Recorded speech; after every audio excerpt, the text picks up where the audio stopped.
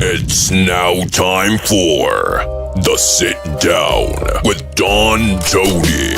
The Sit Down, where Don Tony talks one-on-one with his followers. What are you looking at? About the world of pro wrestling, pop culture, and so much more. The Sit Down with Don Tony. And now, your host, Don Tony.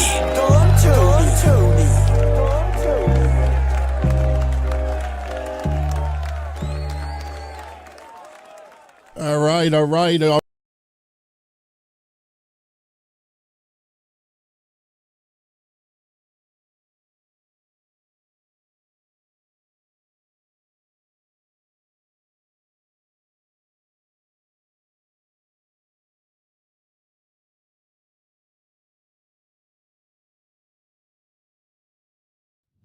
It's now time for The Sit Down with Don Tony. The Sit Down, where Don Tony talks one-on-one with his followers. What are you looking at? About the world of pro wrestling, pop culture, and so much more. The Sit Down with Don Tony. And now, your host, Don Tony.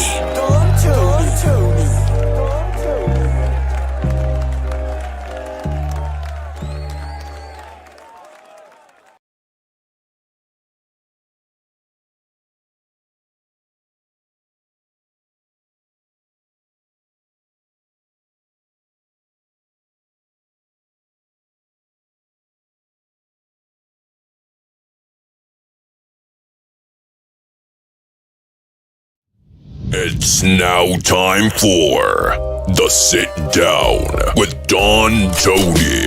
The Sit Down, where Don Tony talks one-on-one with his followers. What are you looking at? About the world of pro wrestling, pop culture, and so much more.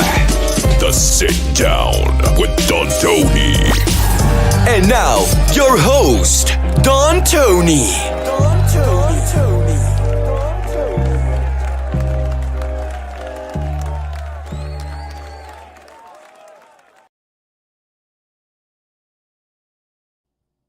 That was just strange. That was very strange. I hope you guys can hear me.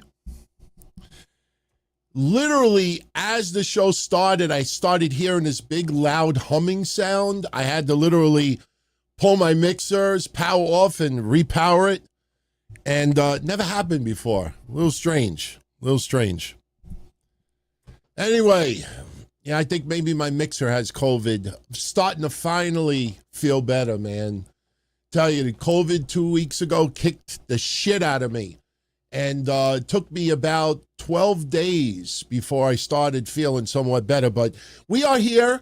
I want to welcome you to the Sit Down. I know TNA Slammiversary is going on as we do this, so we will have some live updates. I welcome anybody who is live to post some match results in the chat. We'll see how our predictions ended up going. The match that makes me the most curious is the title versus title with Masha Slamovic and JC Jane. I don't know. I got this feeling it ends in a no contest. I just can't see Masha Slamovic being the number one woman in NXT. Nothing against her. She just doesn't have that kind of power as of yet. And I don't see JC Jane being the number one woman in TNA. And listen, I've said it a trillion times. Toxic Attraction still remains my favorite women's tag team in NXT ever. I just feel both just not on that level. It just something's gonna happen tonight. I don't know. Big shout out for those who are gonna check out this show later that are at Slammiversary. A lot of my friends are there tonight. I really wanted to go, but Sundays is the time I usually spend it with family. And yes, I could have made an exception for one day, but not seeing my family for almost 3 weeks because of this COVID shit. I ended up having a nice barbecue with my mom, my dad, hanging out with the dogs, my wife. I can't pass it up. So right now, Cedric Alexander And Mustafa Ali is the opener. I went with Mustafa Ali to win it. I like Cedric Alexander. I'm a little surprised that he's not in AEW. You would think that AEW would want to have the trios be Cedric Alexander, Shelton Benjamin, and Bobby Lashley. Or, you can mix that with MVP a little bit if you want to give Bobby Lashley a little time off. But I guess they just don't want to do trios. I guess they just don't want him in the trios picture. So I did not see the pre-show for Slammiversary. I do know that Mr. Hometown, Cody Deaner, took on our favorite neighbor, Eric Young. So, but no, I'm going to watch everything later on. When I'm done with the show tonight, I'm definitely going to check out most of Slammiversary. Couple of matches I'm not really all that into, but hey, if they're good, I'll go check it out. By the way, I would love for you all to vote on the poll. We don't. Sorry, Cedric and Mustafa Ali. We don't need you on the screen for your entire match. We'll give the match result my reaction. So, I would love for you all to vote. I want to keep this poll up just for the duration of the live show tonight. And basically what I want to get an idea to see if you guys want me to bring back Wednesday nights live on YouTube to discuss Dynamite and get into the wrestling news that I'm doing as right now every week on a Wednesday night, but bring it live to YouTube and include a Dynamite recap every week. I will admit I find myself watching a little bit more of AEW programming now than I did about 6 months ago. Yeah, there's a lot of faults, no question about it, but I'm thinking about bringing it back, giving them another fair shake. So I would love to see how you all feel about it. There's no wrong answer. If you think we should leave everything the way it is right now with Wednesdays and do the news update and that's it, I am fine with that. If you think we should do something Wednesday nights live online, I'm fine with that as well. But once we start, I don't want to stop, abruptly. This is something that I definitely, want to see. But you guys are the ones that are in charge. You vote. Let me know what you think. You can only vote once, and I don't even think you could change your vote. So I thank you. So how's everybody doing? We got SummerSlam in 2 weeks, 2 nights. And I'm telling you guys, SummerSlam is going to be better than WrestleMania. You know why it's going to be better than WrestleMania? Because WrestleMania, obviously, money-wise, it's obvious why WWE pushes it the way it does. It's not just how much money they made from Las Vegas. It's also how much money they had to put out because they were in Vegas and a week long of events and everything else going on. And they pushed that son of a bitch for months and months and months and months. And for a lot of us, by the time we get to WrestleMania, a lot of feuds, a lot of matches feel underwhelming because of the big builds that it had. You kind of feel a little shortchanged at the end. You do a brawl and a pull apart the week before, and you do a face to face and all that typical shit. But when they push it and push it and push it, sometimes too much. Starts making, you almost feel like you motherfuckers better deliver. And I think for a lot of us, we're exhausted by the time we get to WrestleMania. Look at AEW All In. I did not watch every minute of that show. I watched about 75% of it. Some matches I watched on 1.5 times speed. But yes, it took place in the afternoon. And yes, it was the longest pay-per-view of all time, I guess, passing WrestleMania 35. But it wasn't that bad.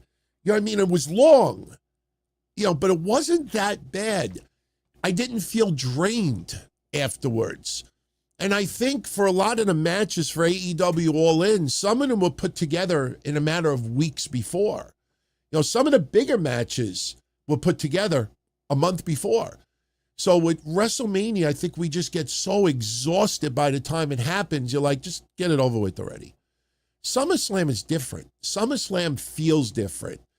As weird as this sounds, I don't even mind Cardi B at this point. I expect Cardi B to slap the shit out of somebody. Who it is, I don't know. Cardi B and I'll make a bet. Suddenly, Cardi B and Nikki Bella are big buddies, big pals. Maybe now with the Maybelline deal, they can kind of, oh, look, this lipstick. Oh, my God. Oh, my God. That looks amazing on you. Oh, my God. See, now I can do my Nikki Bella. So when I don't think about it at first, oh, my God. That's amazing. Oh, wow. You know, I got such a kick. Melina was crying, seeing some women, some of the young women of today going up to her. You know, some of the other women that were there as well, Molly Holly, you know, just really emotional about evolution. And I knew that my reaction about Kelly last week, Barbie Blank, nothing personal against her. She looks like a wonderful woman, a wonderful mother, not criticizing her about that. But this idea, no, I don't want to come back unless it's bigger. You know, you almost sound like greedy Goldberg. WWE don't need you. This is not the Divas era anymore. You know, yeah, you could do that airplane spin shit or whatever. You know, you put your legs around somebody's head and then you decide you're going to fly in circles for, no, nobody cares anymore. Nobody cares anymore. So, you know, that idea like, no, I'm sorry. I'd love to be there, but no, it's got to be in a bigger platform. Go with Goldberg and go to AEW. You get all the time you want. Nothing personal against her. Listen, would I listen, if she would have been there, I would have been like, oh, that's nice. But to turn around and publicly say that, you know, it's just like slapped all the women that were there. I don't know. I think Naomi and Cardi B are going to have a schmaz. They've been talking a little bit too much with each other on social media the last week or so. And I think that's going to build to something. I don't know what it's going to build to, but hey, if it's entertaining, I'm all for it. I'm all for it. So we got some stuff to get into. Remember, Sunday nights, we call it the lazy show. I sit here and I talk about whatever you guys want to talk about. You got some questions, I answer it. You got some comments, I share it. You have any special requests, I grant them as best as I can. Do you know somebody offered to give me $250 if I do an episode of the sit down as Deli Man? Complete with the mask, the deli hat, the sausage, and I don't know, man. I don't know. I mean, I did Thunderdome for a couple of hours at a time, but you don't know what it's like to smell your breath for even 30 minutes. This is a God honest truth, guys. I'm not shitting you. When I used to do the Thunderdome, right before Thunderdome went live, I would be in the bathroom brushing my teeth and gargling on mouthwash. So I figure I have nice minty breath, you know, and put the mask on and it doesn't matter. In about 15 minutes, it smells like a dead horse's crotch. It just smells like horse. And I'm literally sitting here and I'm saying to myself, is this really worth it? Is this really worth it? Yeah, I'm having a good time, but oh my God, my breath smells like death. So I don't know if I'm going to do it.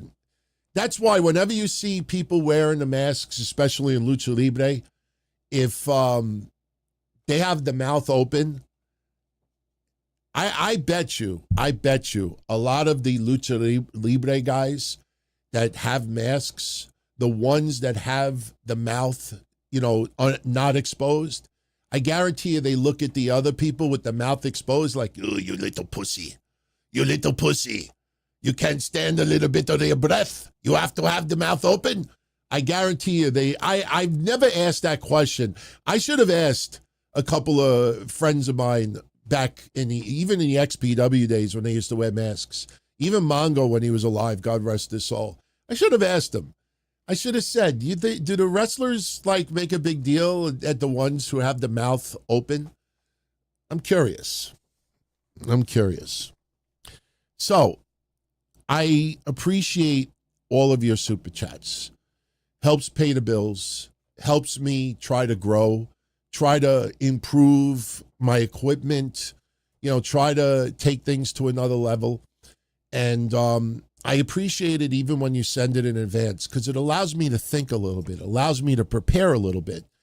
And one that came in very early, and I'm glad that this came in because I happen to have the original tweet in my computer because I did the history show yesterday, and I uploaded it yesterday. And when I did the history show, I was referencing this tweet.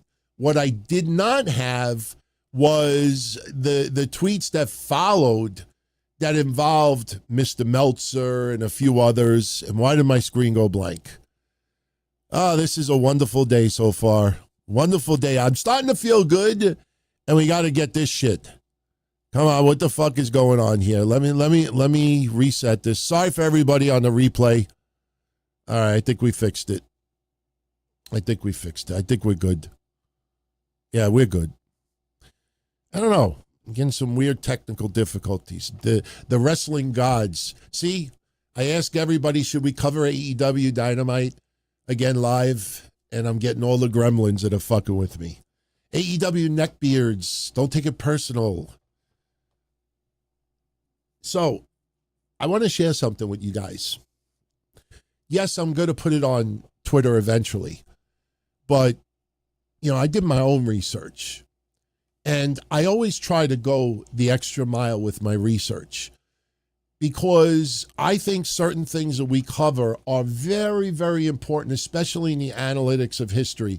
I mean, you look at all the nonsense. You guys see the noise that's being written about Raw and Netflix, and people talking about the overall viewers and this and that. And I even saw Meltzer now. It's like actually told someone like, well, you divide the hours into the this, and then you get this number, and that gives you a better idea. And I'm like, no, that's not the case. Let me make this simple for the mentally retarded out there and the dyslexic and the people who intentionally try to deceive you. And no, I do not believe Meltzer's trying to deceive you there, but we're going to have some demo fun in a minute. I promise you. Okay. Who's live right now? Jim Kahn is live. Benjamin is live. Michael Gonzalez is live, okay? AEW Dynamite is on the air right now. It's not, but let's pretend that it is. Jim Kahn watches a half an hour. It's a 2-hour show. Jim Kahn watches a half an hour. Now, when the ratings come back, his viewership, provided he has a Nielsen box, his viewership will be counted on 2 quarters because he watched 30 minutes, 2 quarters, right? Okay, so we got a viewer for 2 quarters. Now, Benjamin watches for 15 minutes. Michael watches for 15 minutes. So now both of them would be featured as one viewer on a quarter, and Jim Kahn would be featured on 2 quarters. So now we have an hour total between 3 people. I watch an hour of Dynamite. So now my viewership number would be across 4 quarters, right? So the bottom line is this. Michael, Benjamin, Jim Kahn, and me. All 4 of us ended up watching combined 2 hours of Dynamite. How many viewers would us represent on the overall rating? When they calculate the ratings, how many viewers would we represent? We would be represented by 4. Now, I watched longer, but one viewer in quarter 1, 2, 3, and 4 would be me. One viewer would be 2 quarters for Jim. So we would factor in 4 viewers divided into the total number of quarters. Okay, so now we go to Netflix. We go to Raw. Let's do the same thing. I watch it for an hour. Jim Kahn watches it for 30 minutes. Benjamin watches it for 15 minutes. And Michael Gonzalez watches it for 15 minutes. The 4 of us watched total of 2 hours of Raw. Let's say Raw's 2-hour show. By the way, Mustafa Ali beat Cedric Alexander. So we're 1-0 so far with our predictions. 1-0.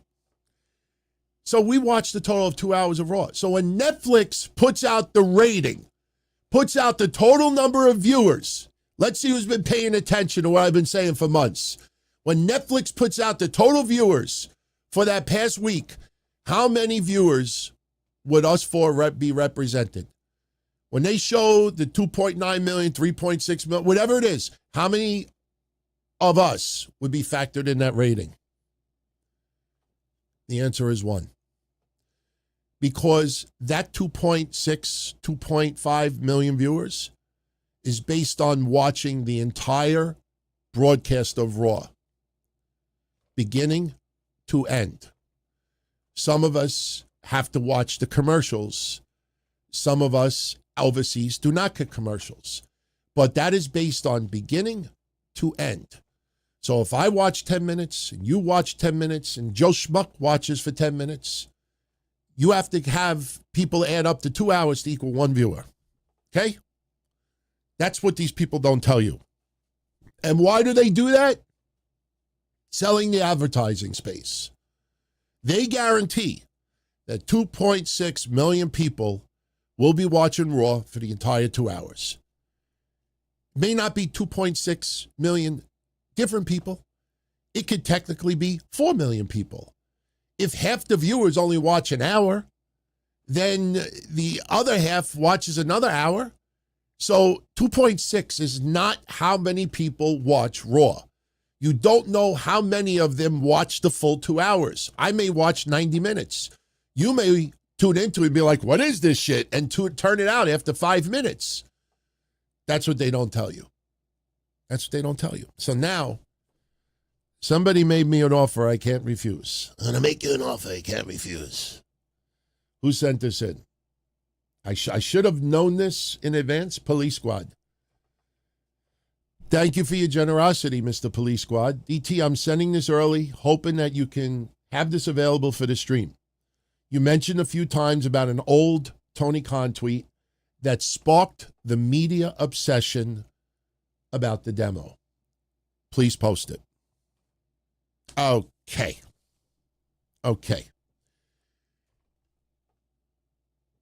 I'm going to show you all something. And I want to thank you, Police Squad, for sending this in early because it allowed me to go pull some additional screenshots for everybody. You can thank Police Squad for this. I'm going to share something with you all that we will put on Twitter. And it won't go viral, but whenever you see these people obsessed with the demo, understand that it was one Tony Khan tweet from 2020 that started it all. Want proof? I'd be more than happy to give you some proof. Okay, I want to show everyone, and if you are listening to this audio only, you can play along as well. What I'm showing on the screen right now for everyone is a tweet that Dave Meltzer posted in 2019. This is before AEW started. And Dave Meltzer says, simply put, ratings are by viewers, not one demo. I made that clear last night. Now, this is very, very important that people do not tell you. He was responding to a tweet. SmackDown, Dave Meltzer had reported the day before that SmackDown was 7th for the night. Dave Meltzer was basing it on the overall rating. Dave Meltzer had reported on April 11th, 2019, SmackDown was ranked 7th for the night. Someone responded to Dave and said, Dave, you are wrong. SmackDown was not 7th for the night. It was 4th for the night.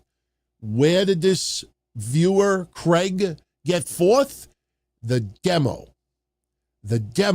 So when you see these morons online that say AEW was number 1 for the night, SmackDown was number 1 for the night, when you know there's other shows that are doing millions of viewers, How could AEW be first for the night? There's other shows. Now, I don't use shows that aired at 3 o'clock in the afternoon or 11 o'clock at night. I only focus on the shows that are on at the same time as Dynamite. Oh, well, there's a Fox News show that had 3.2 million viewers. How could AEW be number one for the night if AEW only did 620,000 viewers, but Fox did 3.2 million? Oh, it was the demo. So Dave Meltzer was correcting someone and saying, no, ratings are viewers, not one demo. Now, here's where it gets so beautiful. I want you to see this, and you could go research it yourself. I did not exaggerate this, tweak this, manipulate it, Photoshop it. Tony Khan did a print interview back in 2020 and also was answering some questions online, social media, Twitter, 2020. This is the tweet that changed history and this obsession with all of these journalists focusing on one demo. Oh, I promise you're going to enjoy this. Tony Khan in 2020, in fact, the exact date was July 9th, 2020. He said, and I quote, "Yes, I'm obsessed with winning the demo. But our relative performance in the demo versus all programming is the most important thing. It's like you want to pass for more yards than the opposing quarterback, and it's fun and easy to track. That's the overall viewership. But winning the game is what matters the most by far." Tony Khan on July 9th of 2020 said, "I'm obsessed with winning the demo. I'm obsessed with winning the demo. I'm obsessed with winning the demo." What happened right after that? Chris Jericho went on the following AEW Dynamite and said this. Let me show you. Oh, wait. Here we go. And for those on video, this was a shirt that AEW would put out less than a week after that Tony Khan tweet. Let me show you and explain to you how ratings work, little kids. Of course, it's great to have the overall win in viewers, but the most important thing is the 18 to 49 demographic, the demo. And Le Champion has never, ever been beaten in that demo. I'm the king of the ratings, man. I'm Le Champion of the demo. I am the demo god. The demo god was born. Less than a week after Tony Khan telling the world, "I'm obsessed with winning the demo," Chris Jericho proclaims himself the demo god. Well, let's once again look at Dave Meltzer's tweet from a year before. Ratings are by viewers, not one demo. I made that clear last night. Now, July 9th, 2020, Tony Khan wrote that. "I'm obsessed with winning the demo." 4 days later, Dave Meltzer goes on his message board and says this. "The demo number is what the ad sells, for the caveat that wrestling has a rep for low income." So basically he starts focusing on the demo, starts insisting to people why the demo is the most important aspect. That he wrote that July 13th, 2020. Now, I haven't had enough time yet to pull Dave Meltzer's tweets from mid-July 2020 to after that. But if you go on social media, after Tony Khan posted that tweet, he's obsessed with winning the demo, suddenly every fucking person in the media, from the elite media, the biased media, to Chris Jericho, Demo. Before July 9th of 2020, demos were talked about. Absolutely. What have I been saying for about 15 years? The only people who should concern themselves with the demo is the promotion, the cable network, the advertisers, and the sponsors, the investors. Those are the only people that should give a fuck about the demo. Why did the demo suddenly become this obsessed focal point from Dave Meltzer to everybody else? Every single person, when AEW could have less than 600,000 viewers and people say, oh, they were number 2 for the night. How the fuck is that possible? Because the demo makes it sound bigger. About 10, 15 years ago, anybody remember Aces and 0.8s? That was the group that sparked the feud with me and Bully Ray. Kevin and I, God rest his soul, used to talk about TNA's ratings getting shittier and shittier and shittier.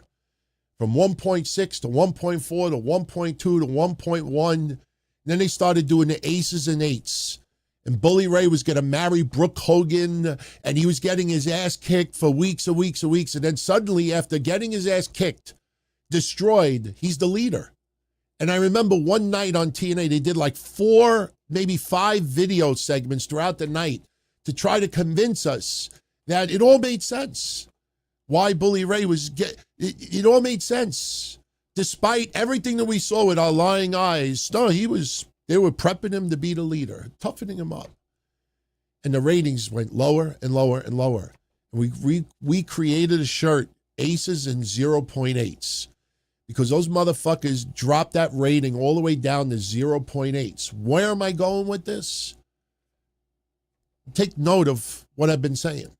1.4, 1.1, 0.8. Have you heard me say total viewers even once? No. Back then, it would be 2.3. Look at the Monday Night Wars, 7.2 to 5.1, 5.4 to 3.2. TNA's numbers started to get so low that suddenly you had media posting the total viewership for TNA. That's where it started. Now, obviously, in today's age, total viewership is the most important number to look at. It's changed. There's no question about it. It's changed. But as far as wrestling goes, suddenly they were reporting the total viewership instead of giving you 0.6, 0.5. There was some times a couple of years ago that TNA's demo was 0.0. I kid you not. You could look it up. Their demo rating was under like 10,000 viewers. It got that low. It technically was it wasn't 0.0, but it averaged out to that. That's how low it got. So suddenly, we'll say they got 440,000 viewers. And that became the norm. So since you reported it that way for TNA, you had to report it that way for WWE. You had to report it that way for Raw and SmackDown and whatever else that was on at the time. So, bottom line is for Mr. Police Squad, who gave me a very generous contribution, there you have it. For everybody who gets a headache from this obsession by the media and Mr. Meltzer about the demo, it all started July 9th, 2020. Once Mr. Khan said that he was obsessed with winning the demo, the media was obsessed with making the demo the most important factor in the ratings. Because AEW could be 9th overall for the night. But if they're second in the demo, you'll get the media say AEW is number 2 for the night. Because that sounds a hell of a lot better, and it makes Tony Khan a very happy little man. Spread that, everybody. Let everybody know. July 9th, 2020 was the day that everything changed with reporting wrestling ratings. The demo became the most obsessed aspect. By the way, we almost got sued over the Aces and 0.8 shirt. We had to pull it pretty quickly. Yeah, we almost got sued, and I wasn't interested in getting sued from Dixie Carter. Say what you want, but that fucking family has a lot of money. I don't. I did not want to get sued, so we pulled the shirt. Plus, we probably would have only sold maybe like 20 or 30 of them anyway in the first place. So, this is a good one. This is a good one. Not going to spend much time on it, but it's definitely worthy of discussion. Let me pull this up. Here we go. Tommy D. Thank you, Tommy D, for your generosity. Hey, DT, what's your thoughts on Mariah May so far in NXT? I saw a video where Bill Apter said she was better in AEW. Do I agree? Oh, Tommy. If you have the time, go check out what Brian Alvarez said about Mariah May. Okay, I'm gonna keep this very, very simple. Mariah May was a shitload better in AEW. She just started in NXT.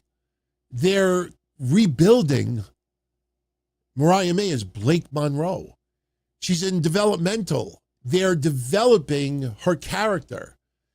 When Brian Alvarez brought up Tiffany Stratton, how she was daddy's girl and went shopping, yeah, I fucking didn't like that. I didn't like it. Yeah, I thought, this is almost like a Karen. And they changed it. And Tiffany Stratton now is much better for it.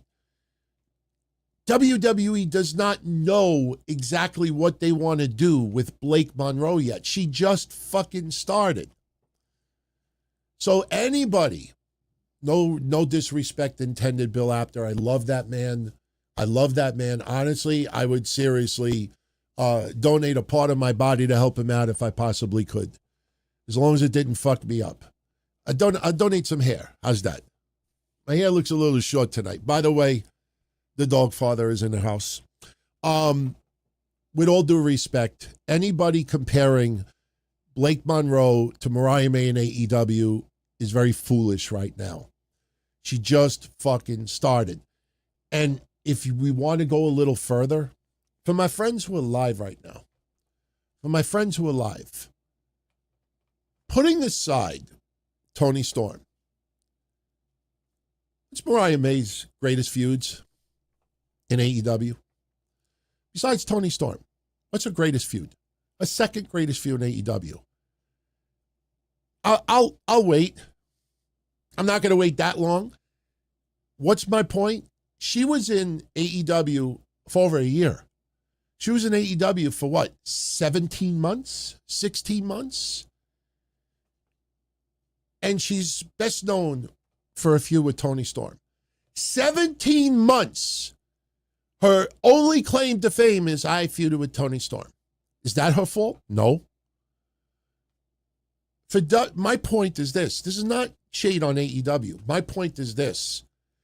When Mariah May comes to WWE, they have to build her character and her persona to feud with Becky Lynch, Stephanie Vaquer, Jordan Grace, JC Jane. Go down the list. Alexa Bliss, Charlotte Flair, Io Sky. She has to be multifaceted, that if they want to start a feud with her and someone else, boom, go right in there. It's very easy to bring in someone who they designed is to focus their entire character build and storyline is on one feud. In WWE, that's going to be totally different. She ain't going to have just Jordan Grace for the first 17 months of her tenure there. So you cannot compare WWE and AEW with Mariah May. That's unfair. It's disrespectful to her. And it's two totally different animals. AEW, it was Toni Storm and Mariah May, and that's all that people cared about. There's nothing wrong with that. But for WWE, they have to develop her to be able to feud with all different individuals. You can't just simply spoof Tony Storm and this and that. When Mickie James first came in to WWE, they had her getting obsessed with Trish Stratus. And that was great and everything. And didn't she even dress like Trish once? And, she was obsessed. I remember. But they started tweaking her character and changing it a little bit to make it more diverse, that she could feud with multiple people. And she had an amazing WWE run. So, no, it's just not fair for anybody. Was Mariah May better in AEW? Yeah, she was there 17 months. She's only been in NXT for what, a month? 6 weeks? 17 times 4 is 68 weeks. We're comparing 68 weeks to 6. So that is just very unfair, in my honest opinion. All right, so we had the System win. So let's pull up that match and let's see who the participants were there. Wait. This is not the System. Where's this? Oh, here's the System. Is this the System? Yep. The System and Matt Cardona over the Dark State. This was a match that was added late. We should have gave a prediction early on, but the System and Matt Cardona went. I cannot take credit for that one, so we're still 1-0. I will say this. For this match here, Real One, Zilla Fatu and Joey Bishop versus Jake Something, Steve Macklin, and Mance Warner. Funny thing is, TNA likes to have Mance Warner lose a little bit too much. And I just wonder if New York is really going to get into Enzo. I mean, Enzo, Staten Island, going back with Big Kaz and Carmella, that was a different time. And this is not even Madison Square Garden, Real One, when they showed up that time for that New Japan event. With Ring of Honor New Japan event. So this match, I tell you, I kind of feel like they may go with Jake Something, Steve Macklin, and Mance Warner. So I'm giving that quick prediction because we didn't get that match the other day. So Matt Cardona is good, man. I mean, I used to crap on that guy. That guy had me blocked on social media for years, if not decades. But he's definitely prospered. For me, in the 2000s to the 2010s, I think the 2000s to the early 2010s, Raven, to me, was the number one guy in the indies that would make the most money doing the least that he had to do. He would do Gaga matches. He would break bank, selling autographs, taking Polaroids, selling merch. Raven, to me, from the 2000s to the mid-2000s to the 2010s, Raven was the number one guy consistently on the indies, making the most out of the least. I think Matt Cardona has taken that over in the 2020s. Matt Cardona, it's funny, people still talk about Matt Cardona being, deathmatch. Oh my God, I can't believe he does deathmatch. Google how many death matches that guy has actually had. And then you realize, like, holy fuck, where the hell did I start thinking this from? Oh, so Enzo, that match was pre-show. All right, well, we don't count pre-show matches. But Enzo beat Jake Something. That was pre-show. What is it, one-on-one? All right, we'll just focus on the main card. So you guys let me know what matches are up, and then I'll reveal my little prediction, and we'll see if we're right. What match is on right now? Indy Hartwell and Tessa Blanchard is on right now.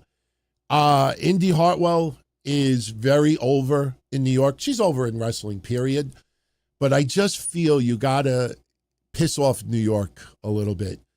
I went with Tessa Blanchard to beat Indy Hartwell. Tessa Blanchard, we're coming for you. I hope they did that tonight. I got news for you. If a lot of locals went to the UBS Arena, and listen, I'm not trying to be controversial, but obviously Tessa Blanchard she's kind of like got the people who dislike her, I think also dislike Hulk Hogan in a lot of ways. Let me tell you something. Elmont Hempstead is right by the UBS Arena. There will, if that chant went down tonight, you will find a large minority group of fans in attendance, because Hempstead and Elmont is heavy minority. I dated someone there for many, many years. I used to work over there. Elmont, yeah. Right by the Cross Island Parkway. Oh my, do a Google map search. Just type in UBS Arena and just go around, look at the map and look around like Elmont and go to like Sunrise Highway and Francis Lewis Boulevard. That's a good one. Go Francis Lewis Boulevard and Sunrise Highway on Google Maps and just scroll down. You'd be like, ooh, you could picture everybody walking down the street going, Tessa, we're coming for you. Tessa, we're coming for you. Telling you, she gonna get eaten up. Eric is asking, do I think Tessa finds her way to appear on NXT? And then maybe on WWE versus Charlotte by Mania next year. I know Charlotte and Tessa is a dream match for a lot of people. Never say never. It's really a shame that this had to happen with her and La Rosa Negra. Kev, God rest his soul, Kev used to say it perfectly. Tessa is not a racist. She's an asshole.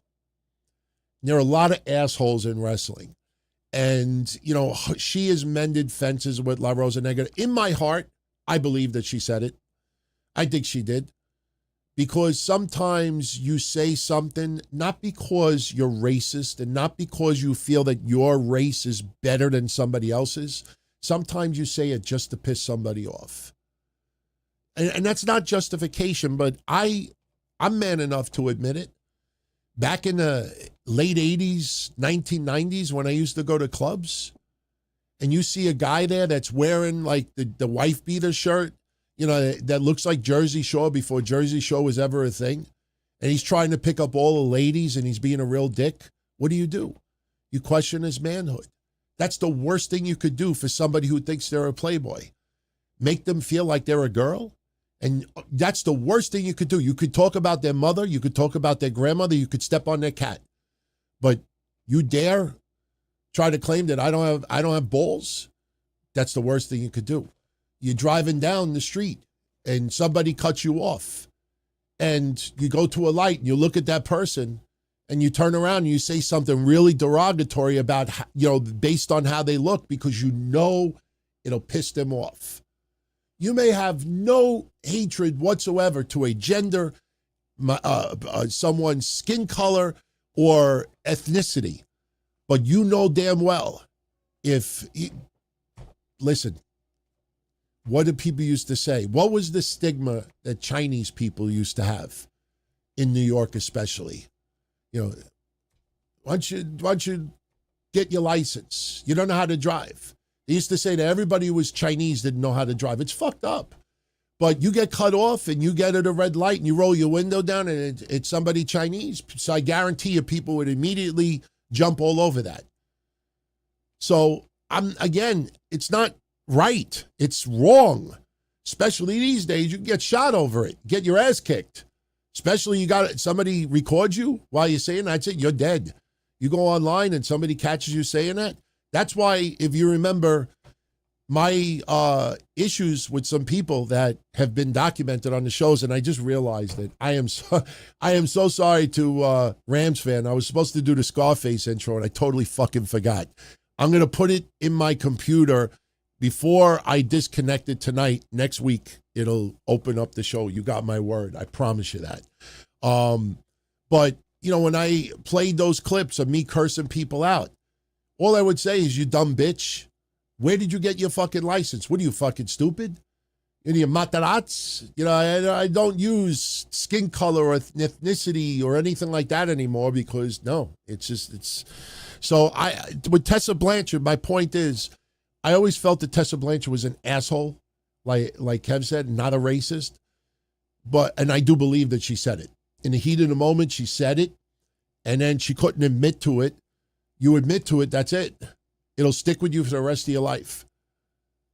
So look at Hogan. Yes, Hogan could have had better damage control, but, still, was caught on tape. Rest of his life. So, all right. I know there's a couple of more super chats that came in. Big shout out to Havili. Havili, you go over and beyond with your generosity, my friend. I can't thank you enough. I actually saw this before we went live, and I actually pulled up something to get a little bit further. Havili is from Brisbane, Australia. When he posted, it was already Monday in Australia. Somehow I forgot to talk about this last week. I don't know if it was Patreon or sit down, but what's my thoughts on the possibility of Blake Monroe possibly joining or replacing a member of Fatal Influence? I don't see that. I think Blake Monroe is suited to be a single star. Yeah, she can obviously be the next Mandy Rose of that company, but I don't see her, I can see Fallon Henley and Jasmine Nix joining up with Blake Monroe, screwing JC Jane. I'm not saying it's going to happen, but I could see how you could possibly do that. I could see people, trying to be the second, and tertiary for Blake Monroe, who's a leader of a faction. I just don't think WWE is going to go that route. I think Blake Monroe will be on the main roster by the Royal Rumble. Right now, it's kind of like the Tiffany Stratton stuff. The only difference is Blake Monroe, Mariah May, might be a little bit further in development than Tiffany Stratton was at that time. So I think right now they're just trying to find identity. I don't think ability is the issue with Blake Monroe. I think it's identity right now. And I think putting her with a faction would overshadow the focus on her. So I would say no, I do not want to see her in a faction. It could happen. And listen, if it happens, look at Mandy Rose, man. Mandy Rose fucking killed it. When she first got sent to NXT, it was a major demotion to her. And, a lot of us were kind of like, I don't know if this is going to work out. And she turned out to fucking take that and she ran with it. She did a phenomenal job with that, Mandy Rose. Yeah, Blake Monroe could be that woman. I just don't know because of her identity and the character they're trying to build. Remember, she cannot be, WWE does a good job with having everybody have their own unique identity. And how do you make Blake Monroe an identity that doesn't feel like Tiffany Stratton? It doesn't feel like this person. It doesn't feel like this person. So that's what the challenge is right now for WWE. They don't want her to be what Toni Storm was. They don't want her to be a lot of aspects that she was in AEW. They want to create a separate, unique identity that doesn't feel like someone else that's already in WWE. That is not easy. That's why, again, with all due respect to the Bill Apters and the Brian Alvarez and everybody else, comparing her NXT to AEW is just ridiculously unfair. It's almost like building a car. Let's say in Zimbabwe. You build the car in Zimbabwe. And when you build the car there, they're like, okay, what kind of muffler should we use? Muffler? What is a muffler? We do not use mufflers here. All right, where do we put the airbags? Airbags? What the hell is an airbag? Now, so in Zimbabwe, you build a car, and we call it the Mariah. Look, I'm driving the Mariah. Now you ship it to America. Let's see if the Mariah, you could put that on the road with no airbags and no exhaust. See where I'm going with this? It's a bad example, and I just thought of it. But, you might be able to get away with a very, very generic, simple, character in a different company because you're focused on one feud and one feud only. But in WWE, they have to change it completely different. That's it. Yeah, she could be a rich, entitled, spoiled gimmick.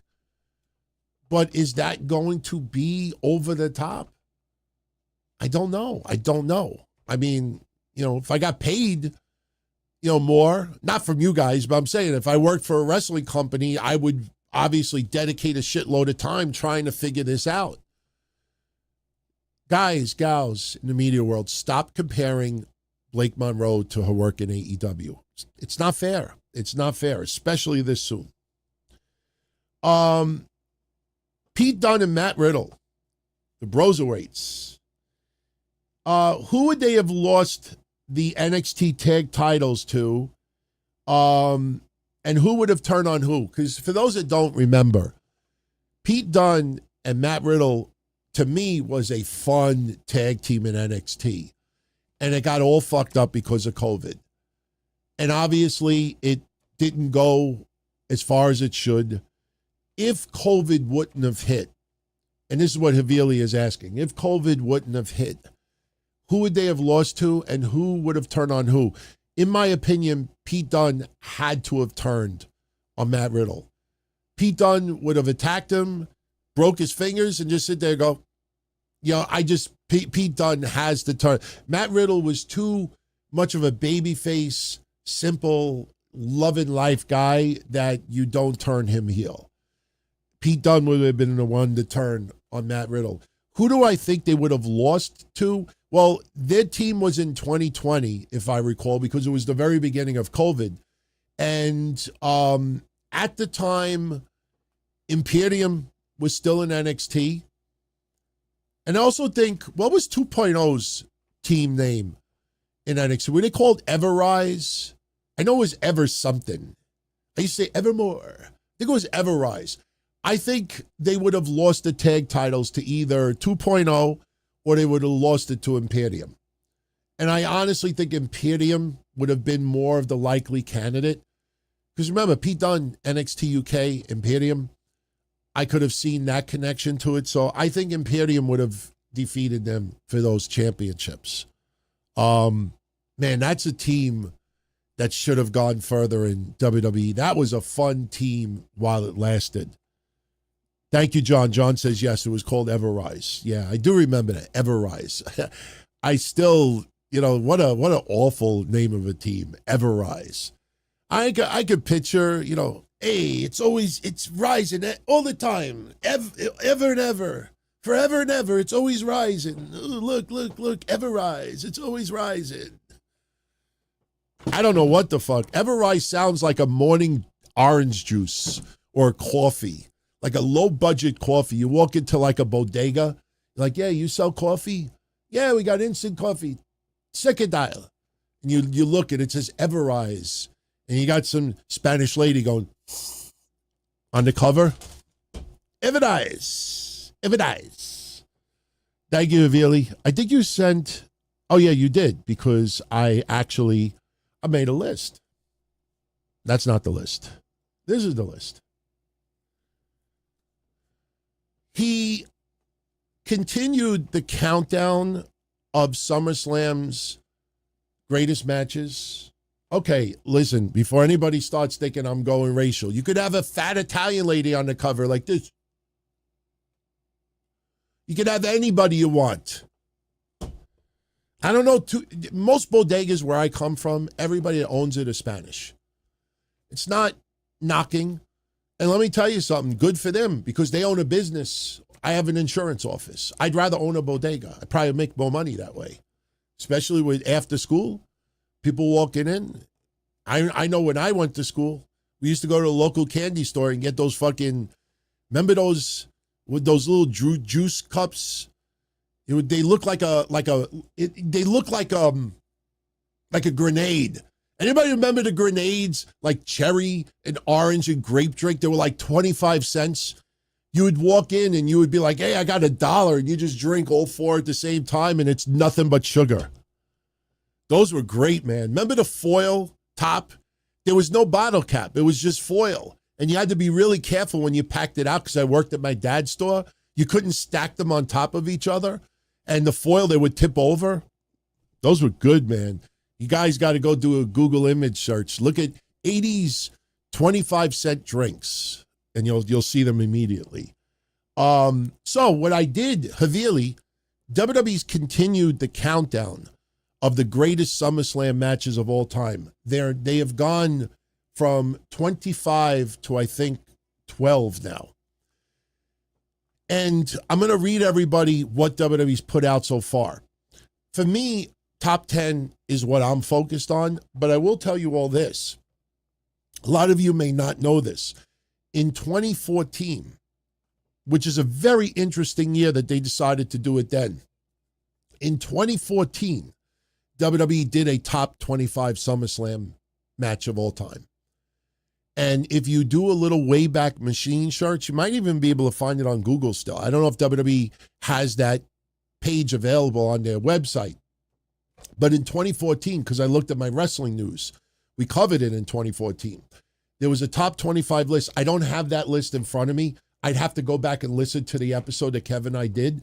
But I will tell you that a couple of the matches, because I looked at the thumbnail for that episode, Test and Shane McMahon was in like the top 10 or the top 15. So the list has obviously changed quite a bit in the last 11 years. You're going to see a lot of matches over the last 11 years replacing a lot of the older matches. But right now, from number 25 to, I guess, 12, number 25, Cody Rhodes and Brock Lesnar from 2023. 24, Seth Rollins versus John Cena, title versus U.S. title from 2015. Undertaker versus Bret Hart, SummerSlam 97. Brock versus Seth Rollins, SummerSlam 19. Bianca Belair versus Becky Lynch for the Raw Women's Championship, SummerSlam of 2022. They're obviously all SummerSlam, so we'll just say the year.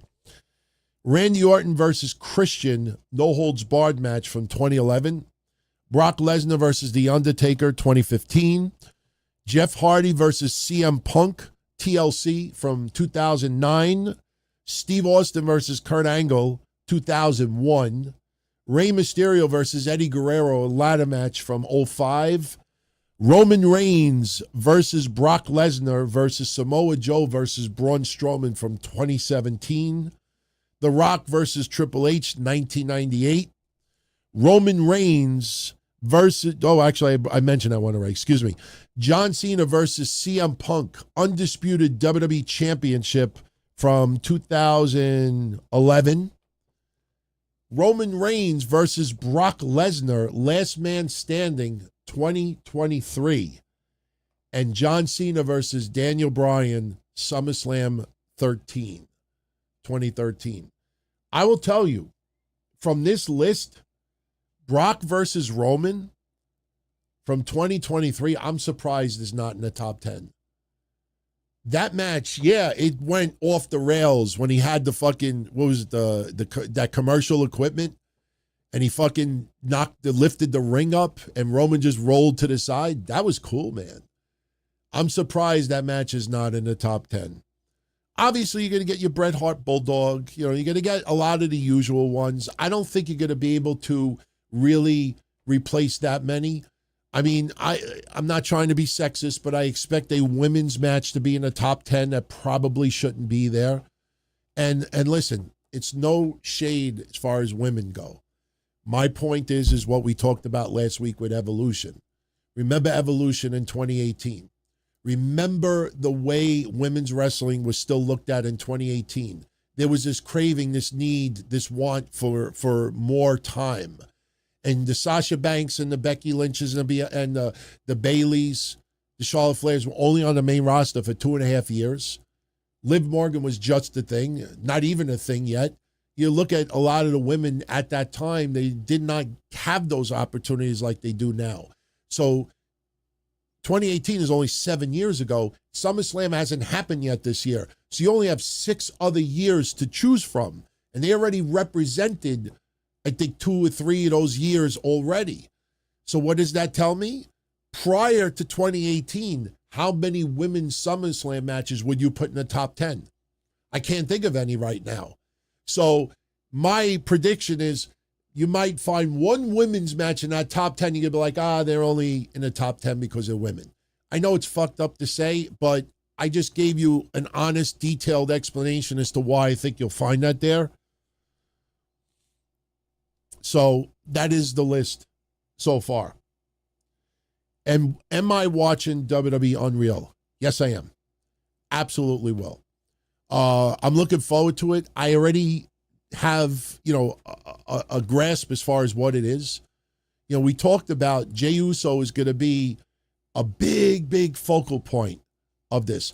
The Cena heel turn is obviously going to be a big deal. And, they're going to talk WrestleMania, and it's going to be a little bit out of sync.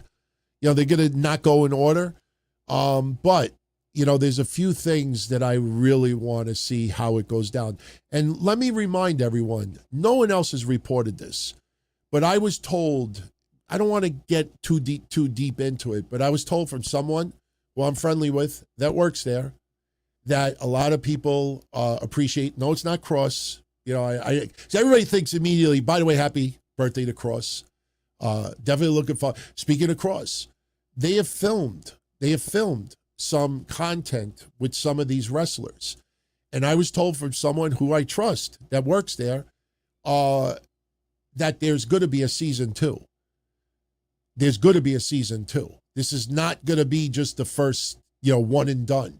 The only way there's no season 2 is if it gets panned, which I don't think it will. Because remember who's involved with it. I don't have the names in front of me. But remember, you got Peyton Manning's group. Yeah, Peyton Manning's group. You remember when I showed you all, I don't know how many of you saw it. I know channel members did. But, if you look at Stephanie's Places, go look at Stephanie's Places logo, and then look at Peyton's Places logo. Whatever the name his show was. I don't remember the name exactly. They looked exactly the same. The same production people that did that show for Peyton Manning did the show for Stephanie McMahon. You look at them next to each other, you'll laugh. You'd be like, wow, they literally kept the same template, the same font, the same, even the tilt. With Stephanie's like, everything's the same. And a lot of these people were involved in NFL films, the documentaries, the struggle, the emotion. So you're going to see Backstage, but it's going to, it's going to remind everybody of, I could tell you this about Unreal. It's going to remind you of a lot of the behind the scenes leading up to WrestleMania. When someone's in the car, the limo, and they're all nervous and this and that. We've seen all that already. There's going to be a lot of it. I promise you that when you see people doing reviews, they're going to say, wow, these feel like a lot of behind the scenes documentaries that we've seen before. Yeah. There's going to be more with creative. Beyond the mat,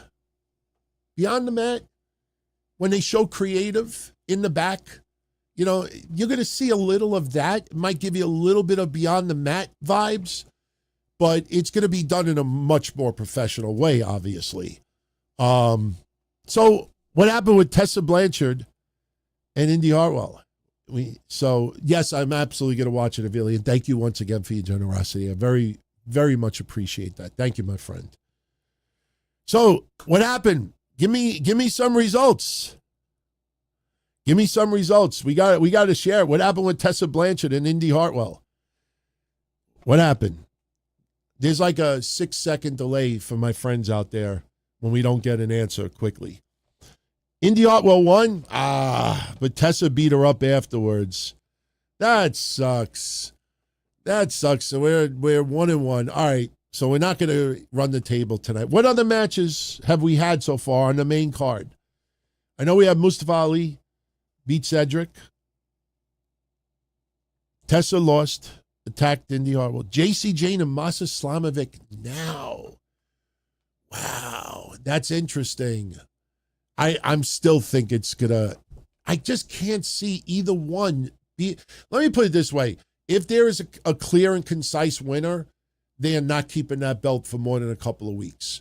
I do not see JC Jane representing TNA for more than a few weeks, and I don't see Masha Slamovic represent NXT for more than a few weeks.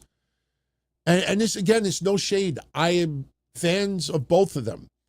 Just when you look at the overall scope of the women's division, I don't know. I almost feel like somebody's going to show up and something's going to go off the rails. So Santino sends security to escort Tessa and Victoria Crawford out of the building. I'm happy that Alicia Fox has gotten herself sober. You know, we used to hear some pretty awful stories about her. Always worried about something tragic happening. You know, I mean, don't want to get further than that, but we're always concerned that you're going to hear something awful happen directly because of alcohol. Unfortunately, we've seen that happen to others. And the biggest case, obviously, Tammy Sitch in recent memory.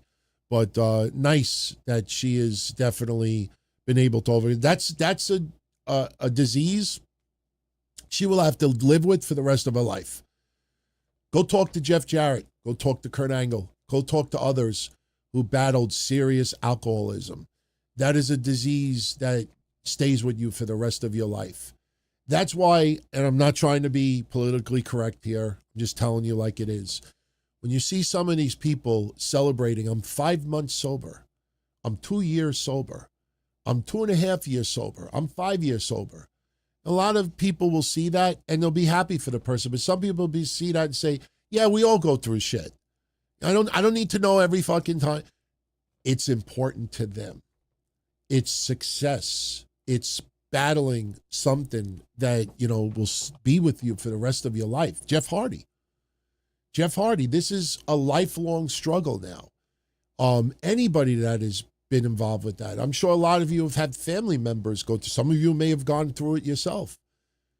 To the person posting it, it's a very big deal to them. So, thoughts on Buff Bagwell? You know,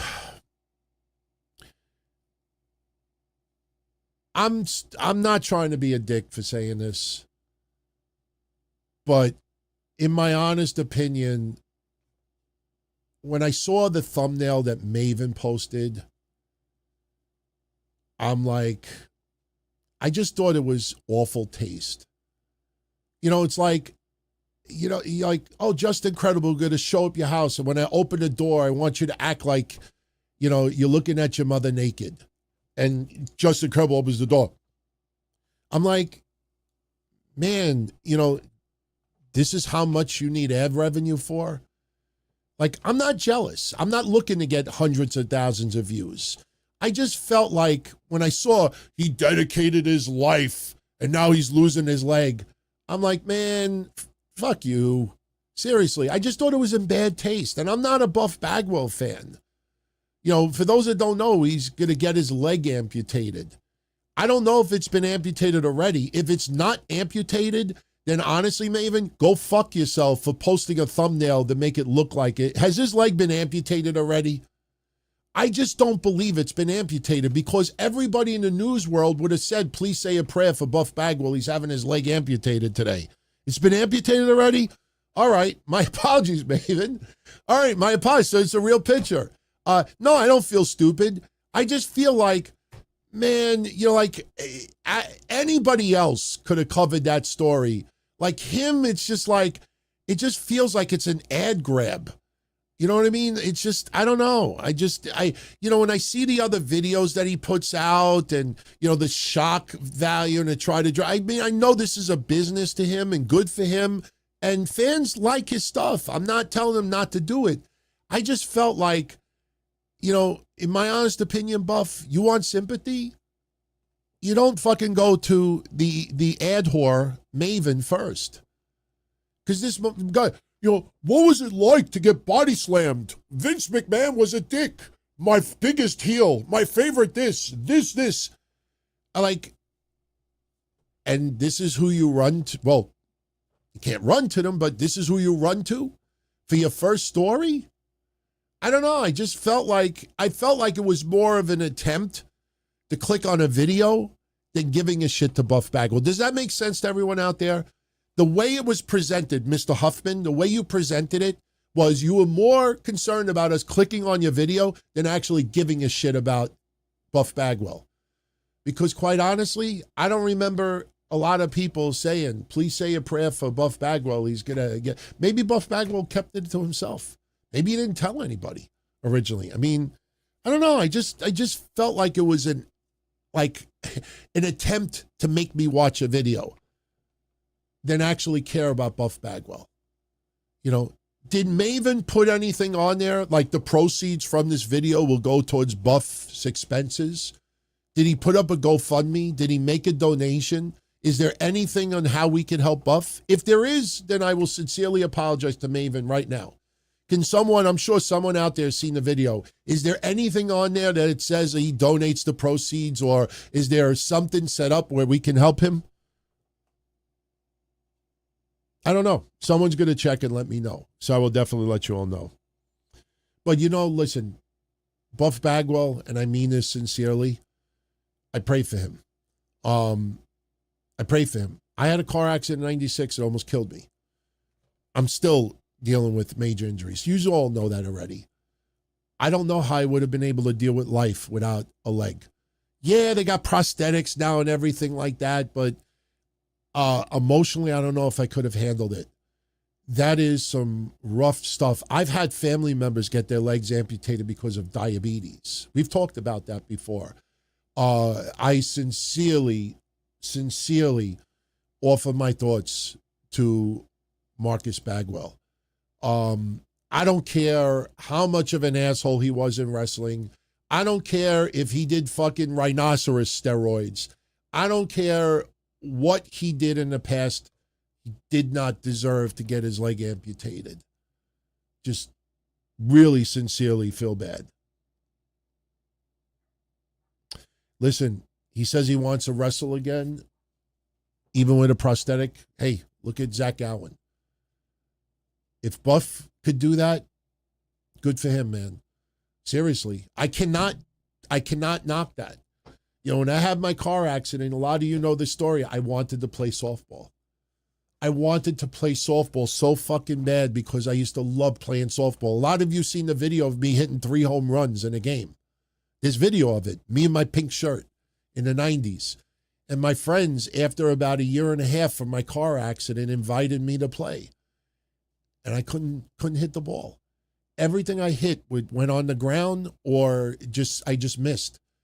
And I was all offense. I sucked on defense.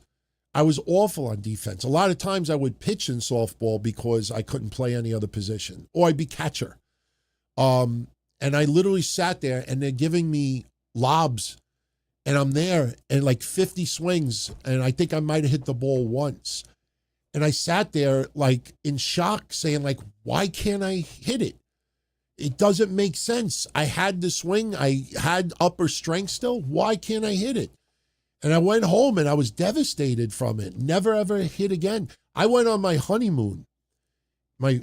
Before I had my first marriage annulled, I went on my honeymoon in 1999. We went to Florida in Fort Myers and I went to a batting cage.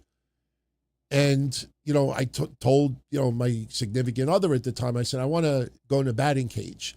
I went into the kiddie fucking batting cage. And this thing is throwing, you know, like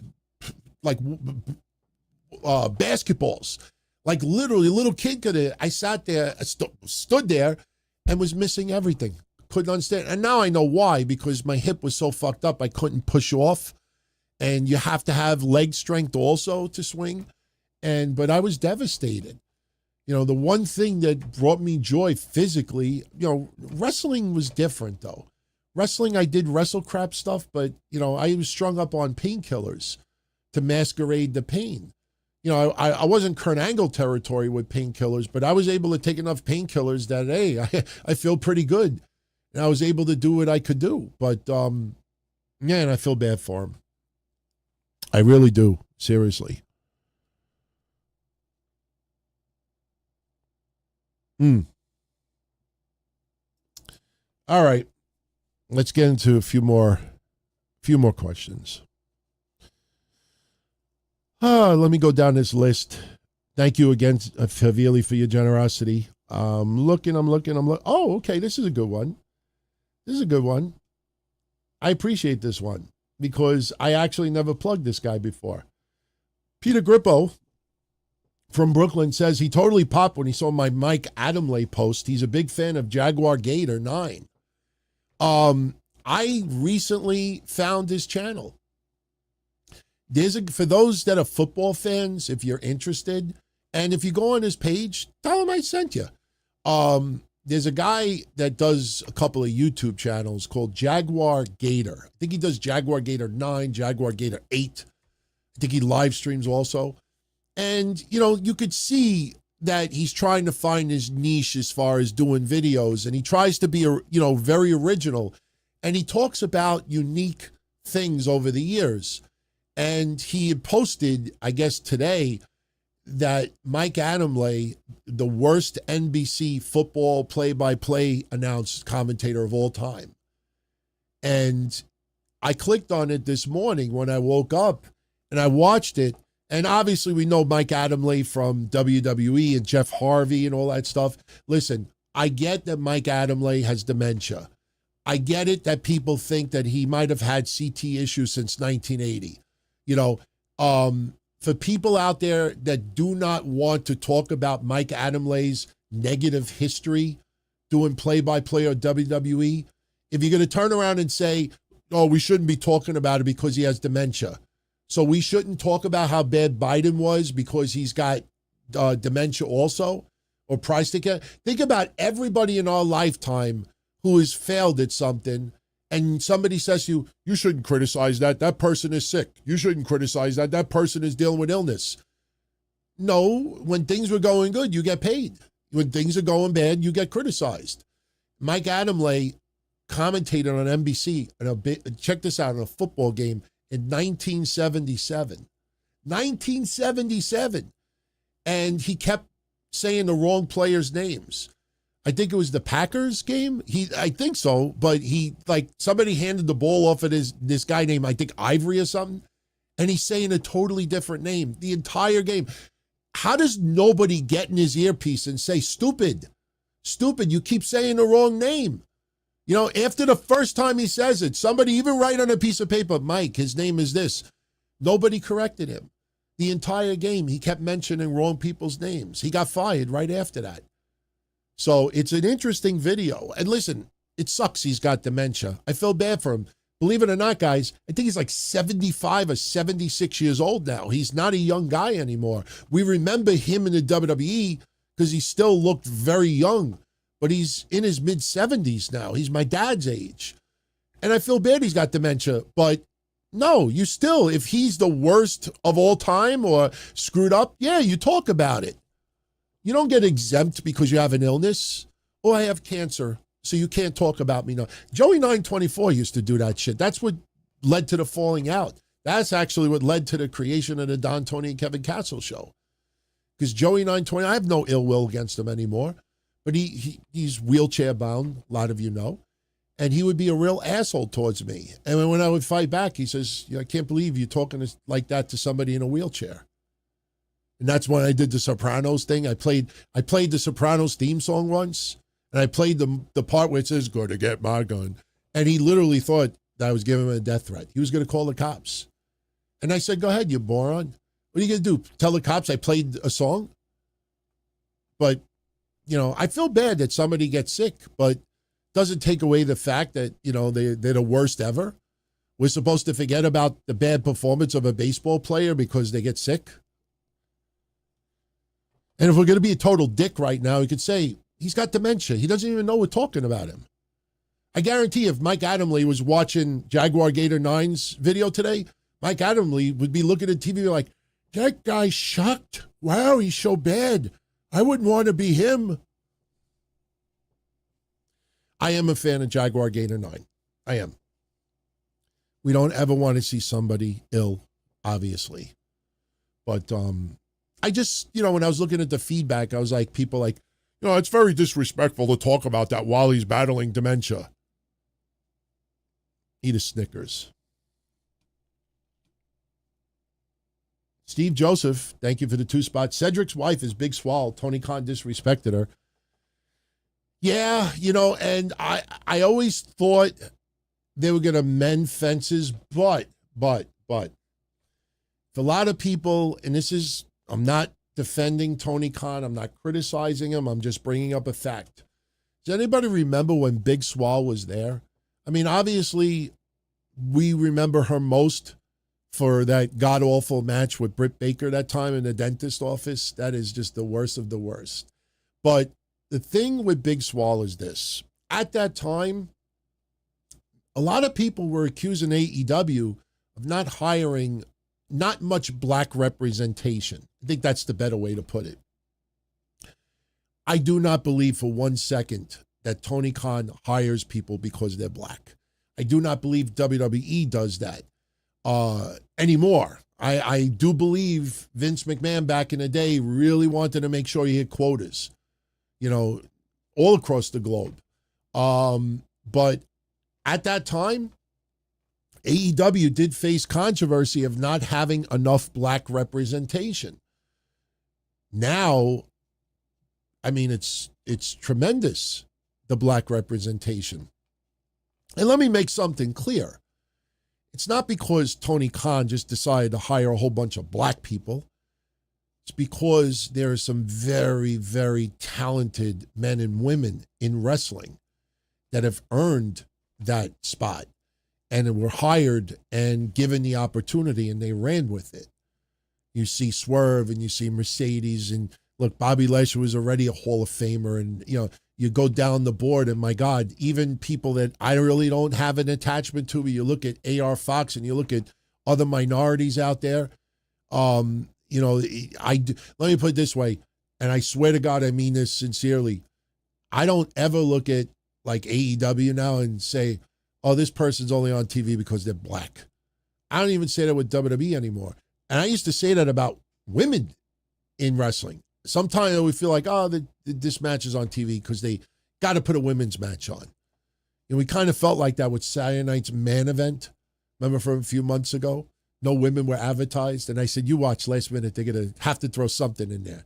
Can't be Saturday night's Man event. And then sure enough, I think Zelina Vega got thrown in there or something. But that was part of the controversy that time with Big Swole. It's unfortunate. In fact, you want to know something? Little sneak preview. I already got a head start for next week's history show. And this coming week is the anniversary of Jonathan Gresham, the husband. I think they're married, right? He's married to Jordynne Grace. The significant other of Jordynne Grace. Jonathan Gresham cursed out Tony Khan. And I did a lot of research to make sure what really happened. And what was the biggest frustration about Jonathan Gresham? That, Tony Khan was just blowing him off. Just ignoring him. And it got to the point that he showed up at Death Before Dishonor or something. I don't have all the info in front of me. And they finally, he got an opportunity and he just blew a gasket. So, I mean, wow. I got something to share in a minute. But, do I think it was because Jonathan Gresham was black? No. I think just Tony Khan, with all due respect, we're trying to be nice tonight. Tony Khan is afraid of confrontation. He's not from the streets. He's not from the streets. Like, if they did, he would be like, if Different Strokes aired in 2025, he'd be like Mr. Drummond's nephew. You know what I mean? Like, he would not be with Willis or Gary Cole. He'd be Mr. Drummond's nephew.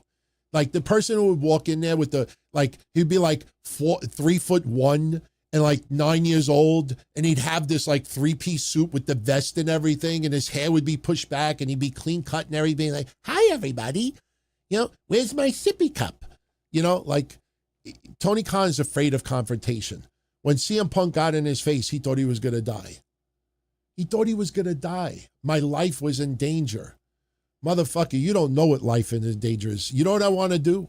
One day, those they're not fireworks. What are those called? Snaps. Yeah, you ever buy them in a candy store? They're snaps. Like, they're little like like pieces of cardboard and you put it in your hand, you go, or better yet, you ever take like a rose petal and you put the rose petal in your fingers and you go like that, you lick your fingers, you go like that, and it would snap. It would sound like a gunshot. I literally would go up to Tony Khan and take a rose petal, and right behind his head, I would put it in my hand and go like this, and Tony Khan would be like, ah! He'd fucking pee his pants. Bang 316. He don't know confrontation, so that's his problem. It's his problem with a lot of people. It doesn't matter if you're black. It doesn't matter if you're white. It doesn't matter if you're a woman or a man. What do you see the biggest frustration from people who end up leaving AEW is he doesn't talk to them. To me, it's like somebody, who is afraid, to break up with someone. And instead of telling that person, listen, I don't think it's working out. Honey, I care about you and everything, but, it's just not working out. Tony Khan would be the kind of person to be like, I'm just not going to call anymore. I'm going to let the calls go to voicemail. And the girl will be calling him like, why aren't you talking to me? Please talk to me. What's the problem? What? Was it something I said? Why are you not talking to me? Oh, my God, please stop. And Tony Khan would literally call his phone and go, delete, delete, delete. Like Matt Hardy, delete, delete, delete. Like delete all the voicemails. Won't even listen to him. I can't believe that you're breaking up like this. Like he'd be afraid to break up with someone. He would just not answer his phone, turn the phone off, turn the cell phone off. If he had a beeper back then, he'd pull the battery out. That's the type of person I feel like he is. So check this out, guys. I can't fucking believe it. I can't believe it. But we do have a winner in the Masha Slamovic JC Jane match. And I am shocked. And listen, I do not mind saying tomorrow or even late tonight, I fucked up royally on my predictions. I swear to you, this is not a cop-out. I like being wrong. As long as being wrong, you entertain me. Sometimes, unless I'm gambling, I don't want to be perfect. Listen, it's funny. It's great to brag. You get all your predictions right. But if I predict the match wrong and you entertain me, in a way that, okay, yeah, all right, cool. I'm wrong. Fine. I'm wrong here. JC Jane is now JC 2 belts. Now, here's what I don't understand. If Stephanie Vaquer had to relinquish, the NXT North American Championship because she can't have 2 belts, why does JC Jane not have to relinquish the TNA title? I know what you're all going to say. Well, it's 2 different companies. So she can walk around with 2 belts. I don't know. I mean, JC Jane winning it? All right. All right. Let's see where it goes for me. I don't see her having that belt for more than a month. I'll make a prediction right now not August 1st. By September 1st, that belt is off of her. Who does the belt go on?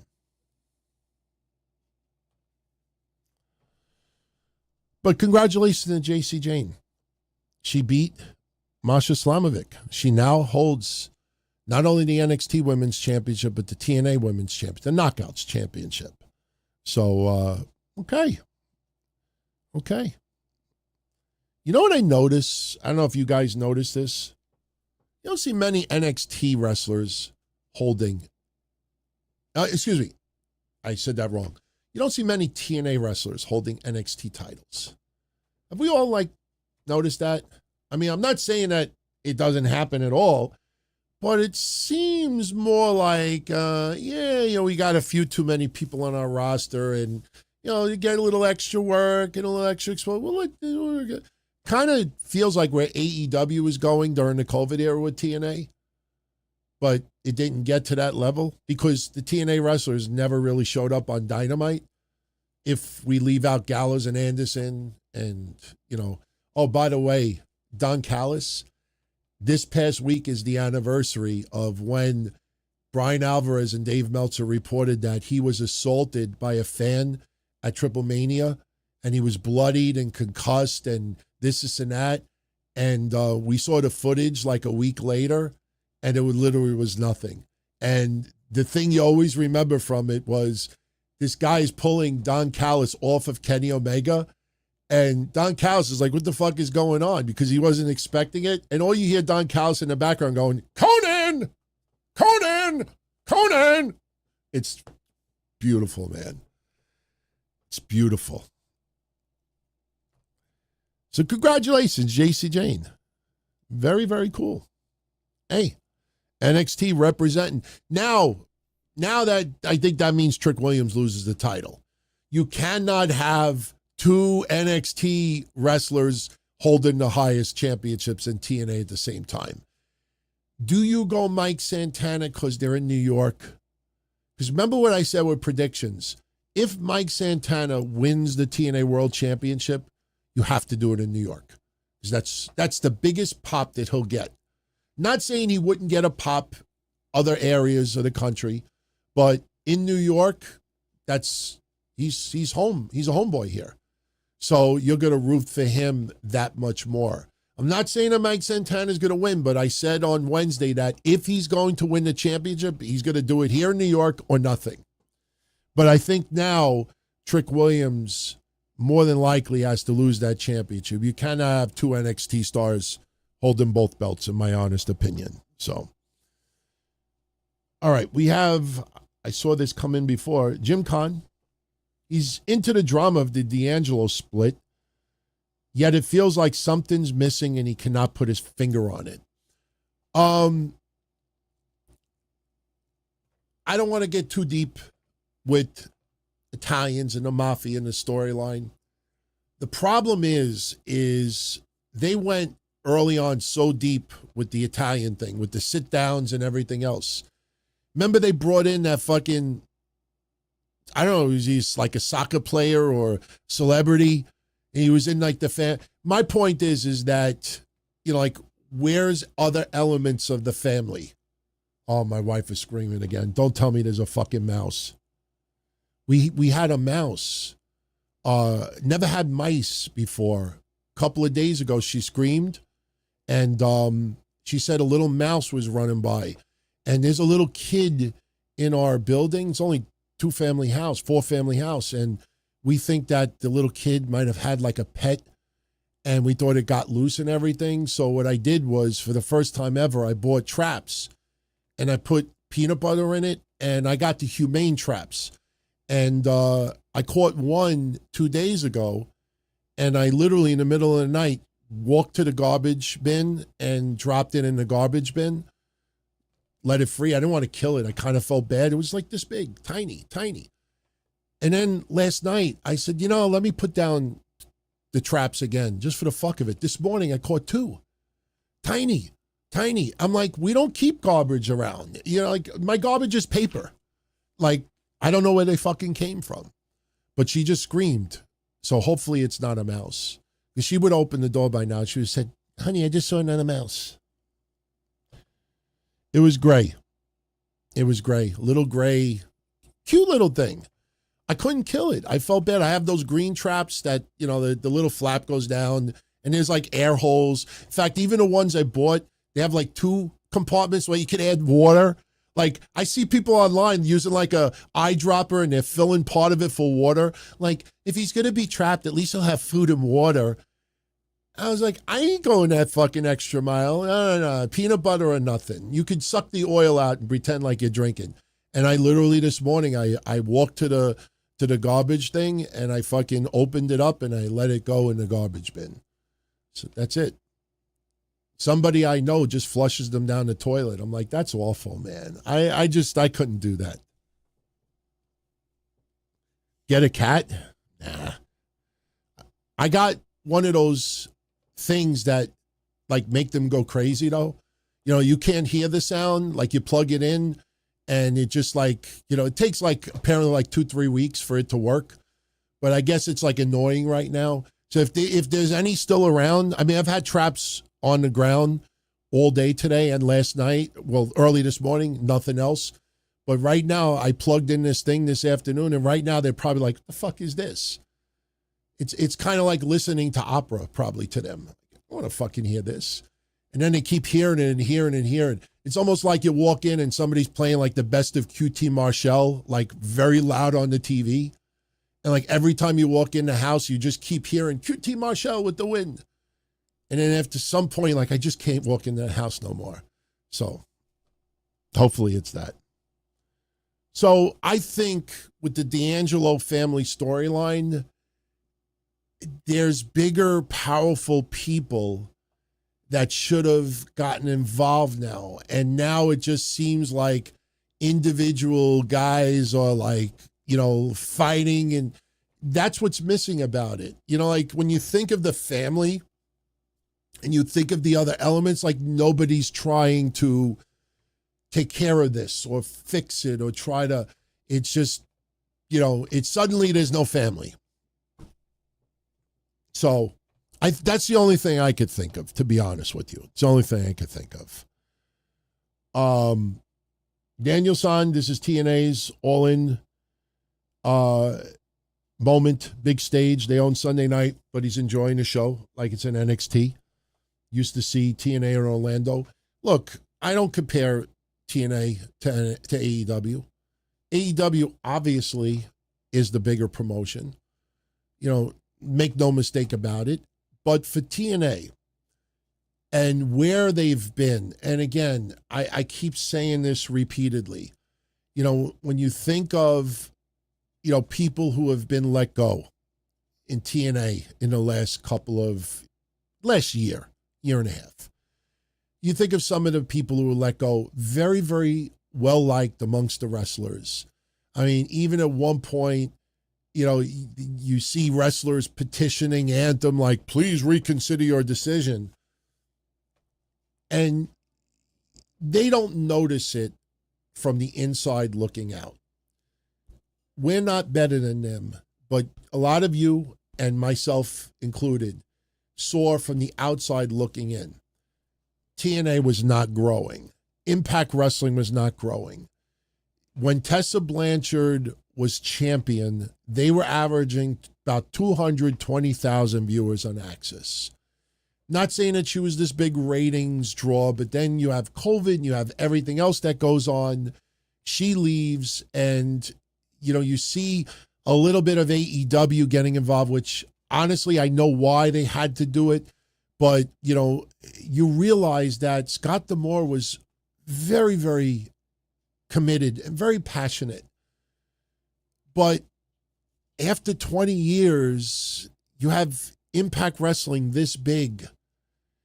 You know, you need outside eyes, a new set of eyes to try to see something bigger. It's like somebody who has a business. You know, look at my dad's business. My dad opened his deli in 1982. He closed it last year, sold it. And the new place now, and believe me, there's a wrestling podcast that actually works there. I'm friends with him. But you look at it a year later, and the place looks completely different. It's much brighter. They make their own bread on the premises. They do this. They have different company making fresh pasta. And it's too much. There's too many things going on at the same time. But my point is, when you're there for so long and you get complacent, and you don't realize it, but you lose that, you know, thinking outside the box and looking at a bigger picture. And despite all the backlash, Scott D'Amore leaving is what absolutely was needed for TNA. You needed to get a new set of eyes, a new bunch of eyes in there to look at it and say, well, maybe we could do this, or maybe we could do this. We should kind of do this. Maybe we could branch out to this. Little subtle things. I'll give you a little subtle thing. One of my biggest pet peeves that TNA always did, and AEW still does, is when they have, this might not be a big thing to you guys, but to me, it's annoying, is you want to cover the pay-per-views, okay? You want to cover the pay-per-views. Now, if you look over here, look, I have the match here, I got the match here, we got this one, we got this one. We got, you know, my point is, you see, I have all the thumbnails. nice. When I do predictions and we do a channel members version on YouTube with video and everything, it's nice to put the thumbnails up. Up until recently, you right-click TNA's website, you right-click AEW's website, you cannot save those thumbnails. You right-click and nothing happens. And I'm like, why do you not make your thumbnails easy to download so everybody could use them? And that was one of the complaints that I made. I'm not saying that they listened to me, but that was one of the complaints I made like a year ago.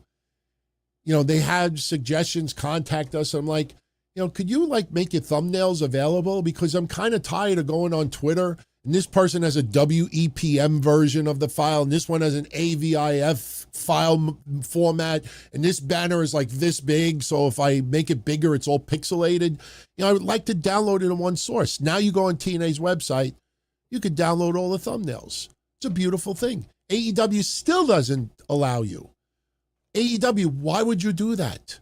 So little things, you know, that's not why Scott D'Amore lost the job, but I'm just saying, like, sometimes you need fresh sets of eyes in a company. So no, TNA is nowhere near the level of AEW, but TNA is definitely on the upper, they're on the upper scale.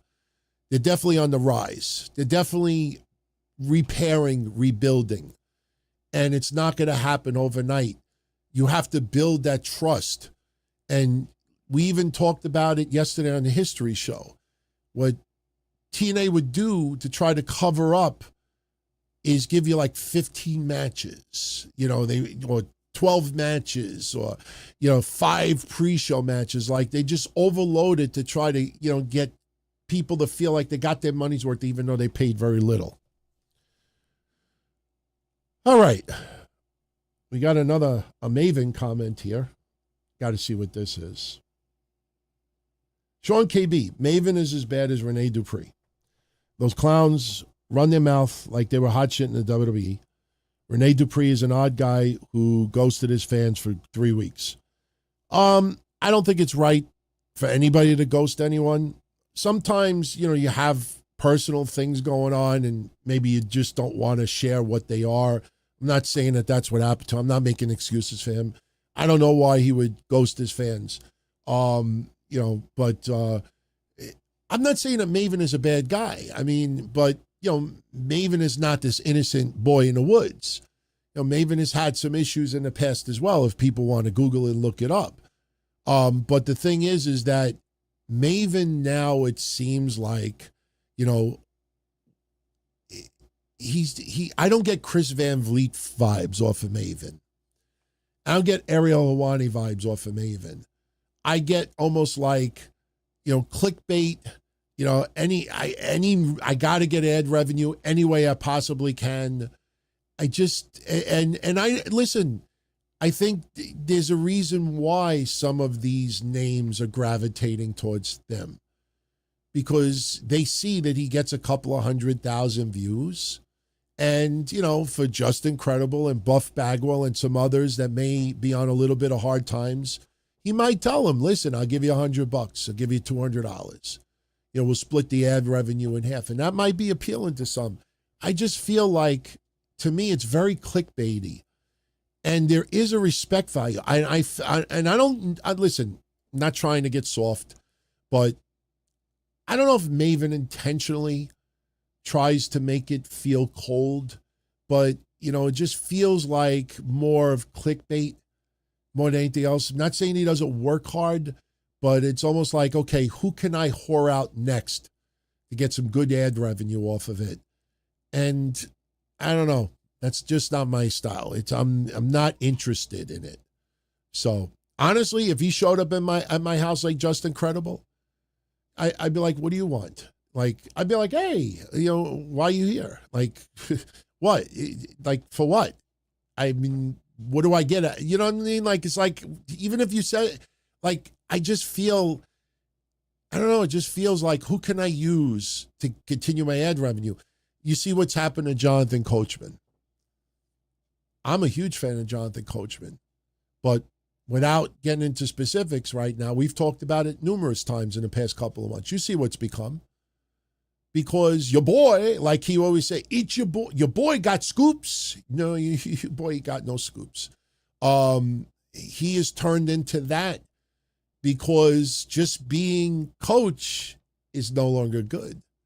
Now it's, over the top with the, just ridiculous stuff. And, he's shooting blanks more than he hits. Hey, coach, you might shoot a couple of baskets a game, but when you're 3 for 20, that's not very good.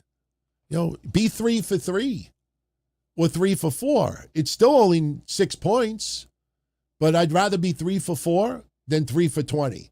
And that's what a lot of people in the wrestling news world do. That's what Meltzer's been doing a lot. I got to get my 10 points. So I'll shoot 50 times instead of shooting 11. Look at the latest thing. Oh, WWE was going to have Charlotte Flair versus Alexa Bliss at SummerSlam. He was told that 3 weeks ago. Why are you reporting that now? If it ends up that they weren't doing that, okay, it didn't happen. Why are you reporting that? You could say the original plan in the title was, but you don't do it. You notice how he did it after the match was announced, that they're getting a title shot. It's the same thing with SmackDown going back to 2 hours. It's the same thing with Seth Rollins. After Seth Rollins got injured, I was told it was going to be a storyline. You waited until after he got hurt. Why didn't you report it earlier in the week? You report everything. You leak everything out. Even that other guy that we were talking about last week. They can't wait to write breaking unbelievable scoop news, credit me only, check out my Patreon, blow me. I got the original. You wait until 3-4 days later and say, oh yeah, I got this earlier in the week. Well, why did you keep it in the bag? So this happens over and over and over again. Maven just comes off as like a salesman. Yeah. Home shopping network ain't paying me like I used to.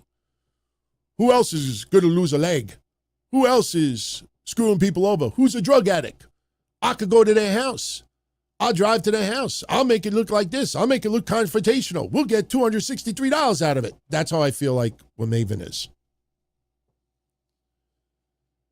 90s guy. Hey, DT, longtime follower and fan of the show. So happy that I'm still killing it. I appreciate it. I don't know if I'm killing it, but we definitely want to keep the old DTKC spirit alive. And yeah, it'll rub some people wrong. But I think I've been around long enough that people know what's in my heart. I have no hate. I have no ill will towards nobody. Sometimes we get a little bit over the top and try to just spark a laugh. I don't want to see anybody hurt. So, but I think, being old, I think that's why people lay off me now, because I think they know deep down inside there's no hate. And he says, everybody hit the like button. He misses Kev. I miss him too. Monday nights still feel weird, man. It still feels weird. Putting stuff together and not being able to debate him. I brought it up before. There's going to come a day where AI is going to be so insanely real. I know this sounds fucked up and twisted, but I think some people understand why I say this.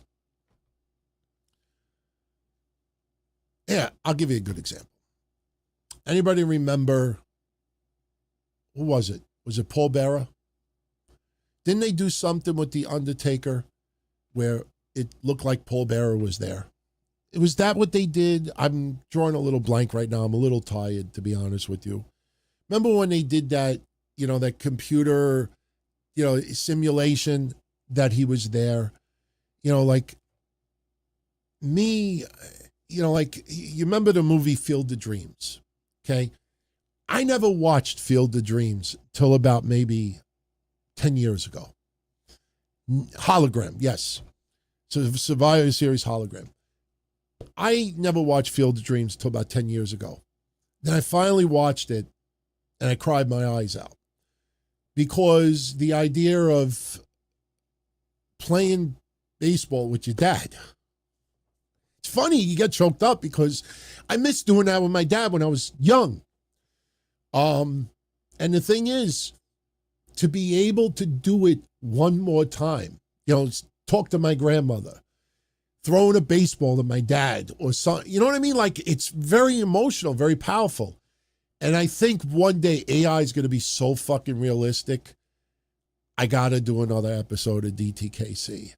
You know what I mean? Like, I hope nobody misunderstands that, but I think it'd be pretty fucking cool to get AI and just say, Kev, what are your thoughts about Cross fucking winning that title or this and that? And to, even though it's not him, but it sounds like him and the mannerisms like him because I have 20 years of audio, you know, no, I would never replace it.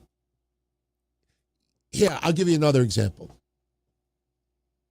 Do you remember about 15, 20 years ago, they started saying that you can now replicate your pet?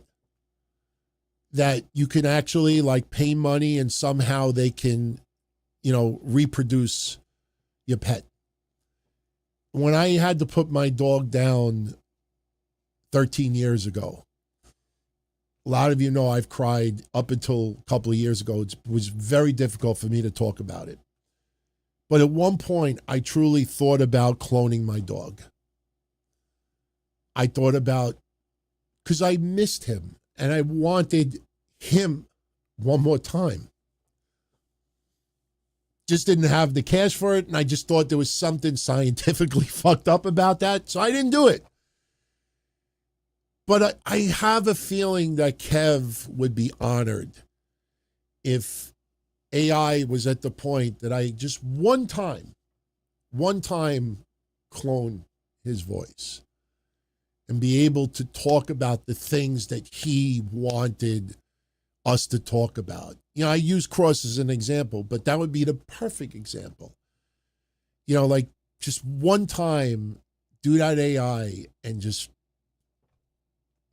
I don't know. You know what? Probably we wouldn't do that, but the intentions are the right. Kev might be looking down right now and saying like, DT, don't you fucking ever do that. No fucking way. It's either me or it's nothing. And maybe something weird will happen right now. Like Bray Wyatt and Daphne those two times. That was creepy shit. Now watch something falls down.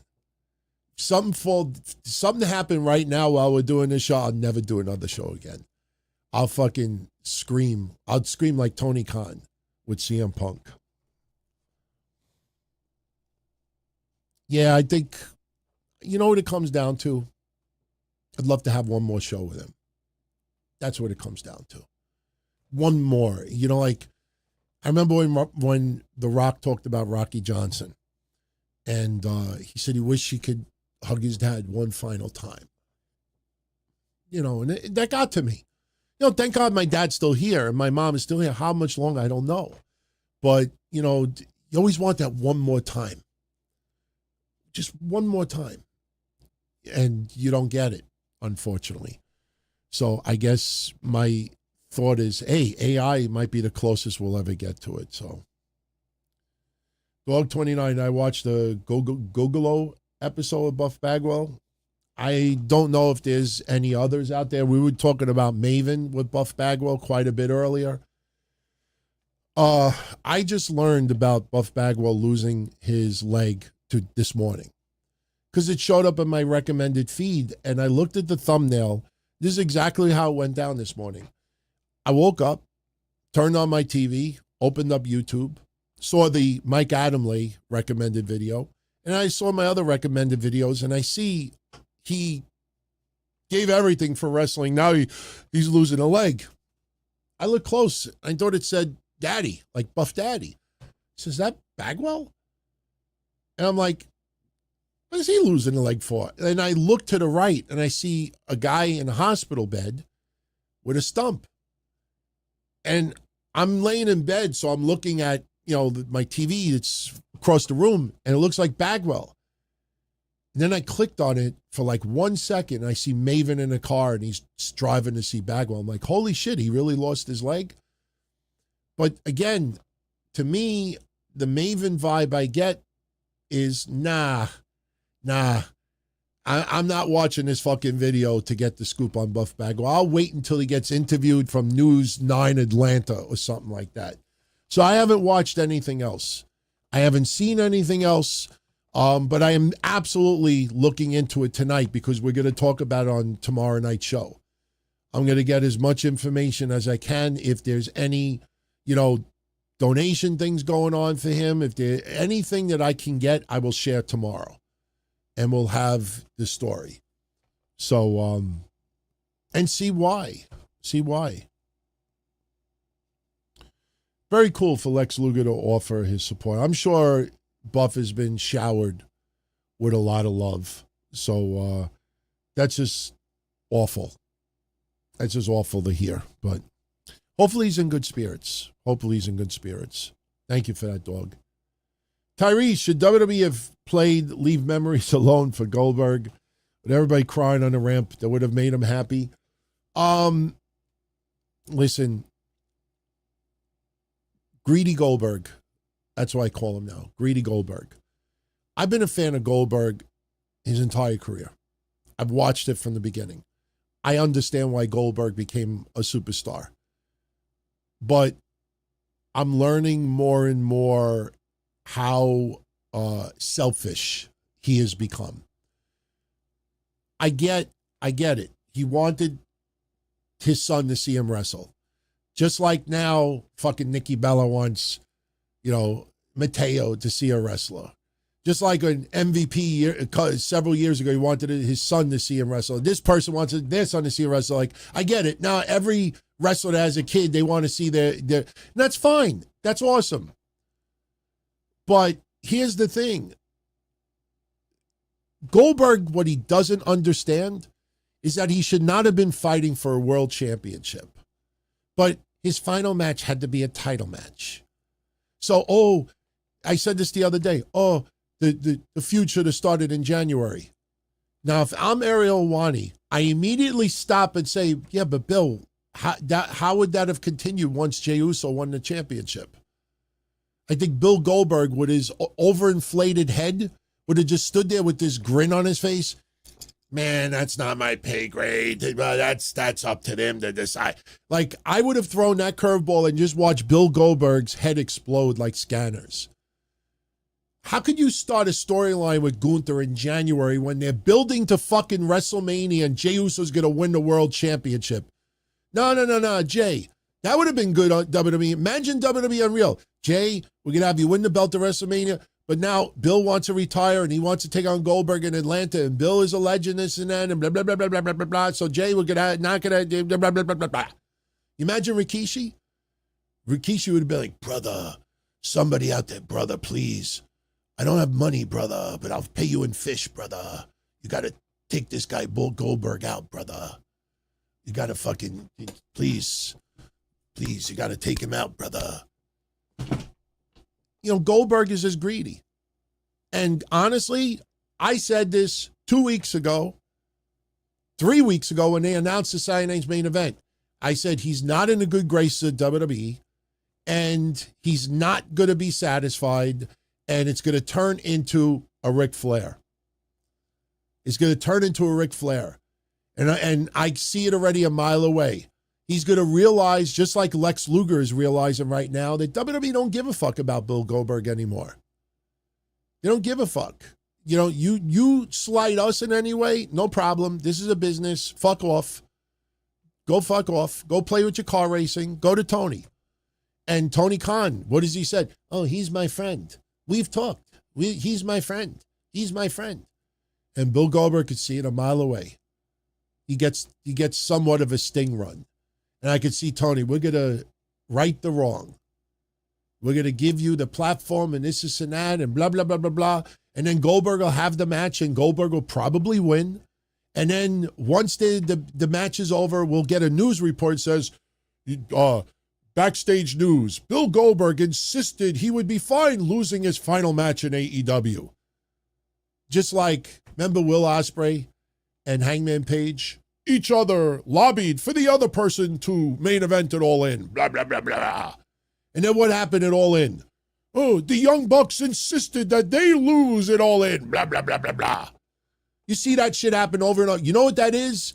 Guys, we don't want to get backlash. So, Dave put out a story that, we really insisted on losing. So maybe everybody feels like we're thoughtful and we're generous and we're gracious. Remember Sting, his final match? Sting was willing to lose in his final match. Blah, blah, blah, blah, blah. You keep hearing that shit over and over again. Every time there's a decision that comes off very fucking selfish or people are afraid of a little backlash, no, blah, blah, blah, blah, blah. I wouldn't be surprised if Bill Goldberg does an interview somewhere and Bill Goldberg says, I told Bray, I told Rotunda, I told Bray that I'll lose in Saudi Arabia, blah, blah, blah, blah, blah. I insisted to Bray. And Bray's like, no, that's not what the fans want, blah, blah, blah, blah, blah. You see this over and over again. Bill Goldberg is going to probably have another match, and he's going to feel the wrong has been righted. When he told his son Gage, do not accept the NIL, it's not enough money. That's it. Now Gage could go play football. So that's my thoughts on the whole Bill Goldberg thing. It's a shame, man. It's a shame. That motherfucker ran to Ariel Helwani within 48 hours. And I tell you, I'm getting more and more disappointed with Ariel Helwani because he's a really intelligent man. But even this fucking chicken right now, hey, chicken, NBC, regular television, Saturday night's main event, 2-hour show, no overtime. If 10 o'clock comes, does NBC go an overrun?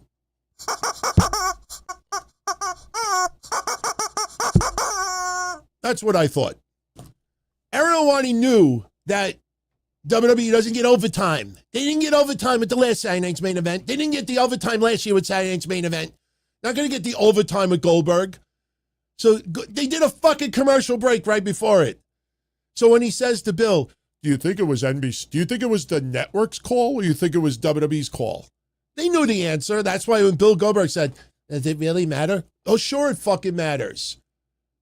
Sure it matters. Because when people say, our sources tell us that WWE wanted it overtime, but because it's regular television and they had programming scheduled at 10 p.m., that there was absolutely no way it could be an overrun. Now suddenly WWE looks like good guy. NBC looks like bad guy. So no, do you think it was the network? Hey, Ariel, do you think this is yellow and red? Does this look blue or is this yellow? I hate when you ask questions when you know the answer is pretty fucking obvious and you don't challenge it. The minute Bill Goldberg said, it should have been going back to January. And you sit there and you don't say nothing. The first thing I thought was Rikishi would have had a fucking aneurysm with Jey Uso. A lot of you may not notice these little things, but this is the deceiving, the slickness that people do in journalism and media. Because they'd rather have the scoop, they'd rather have the story, they'd rather have the interview. And I am a huge fan of Ariel Helwani.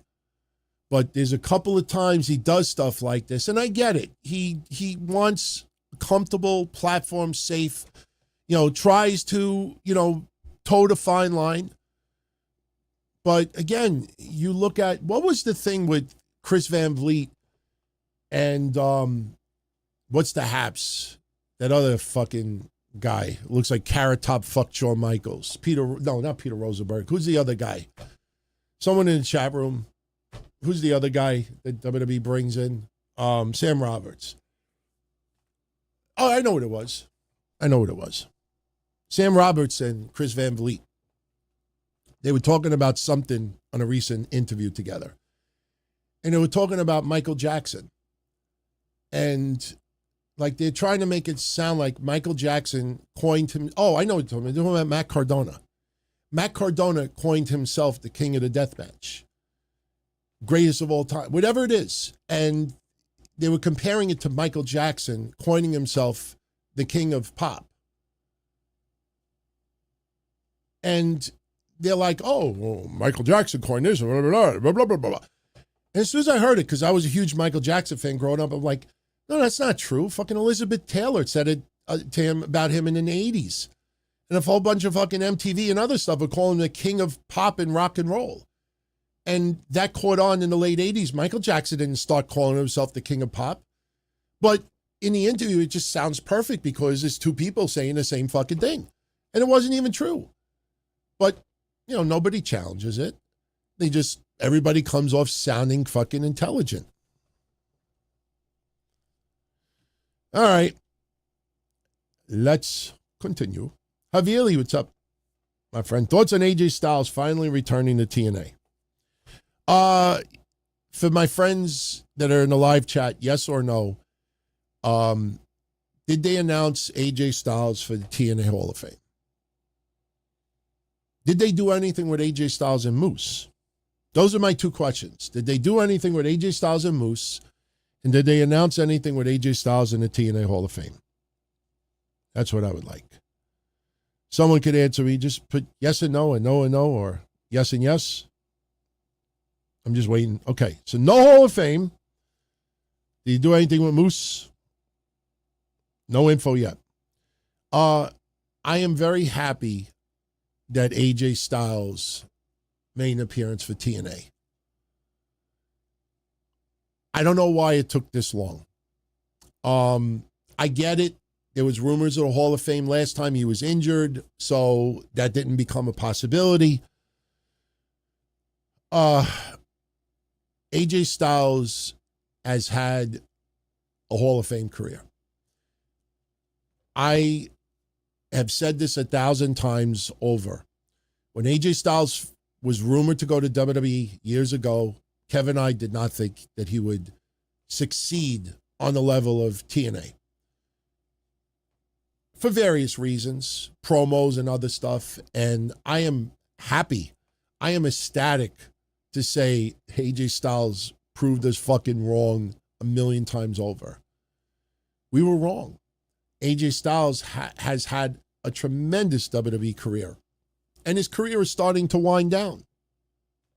Just like Shinsuke Nakamura going back to Japan last year.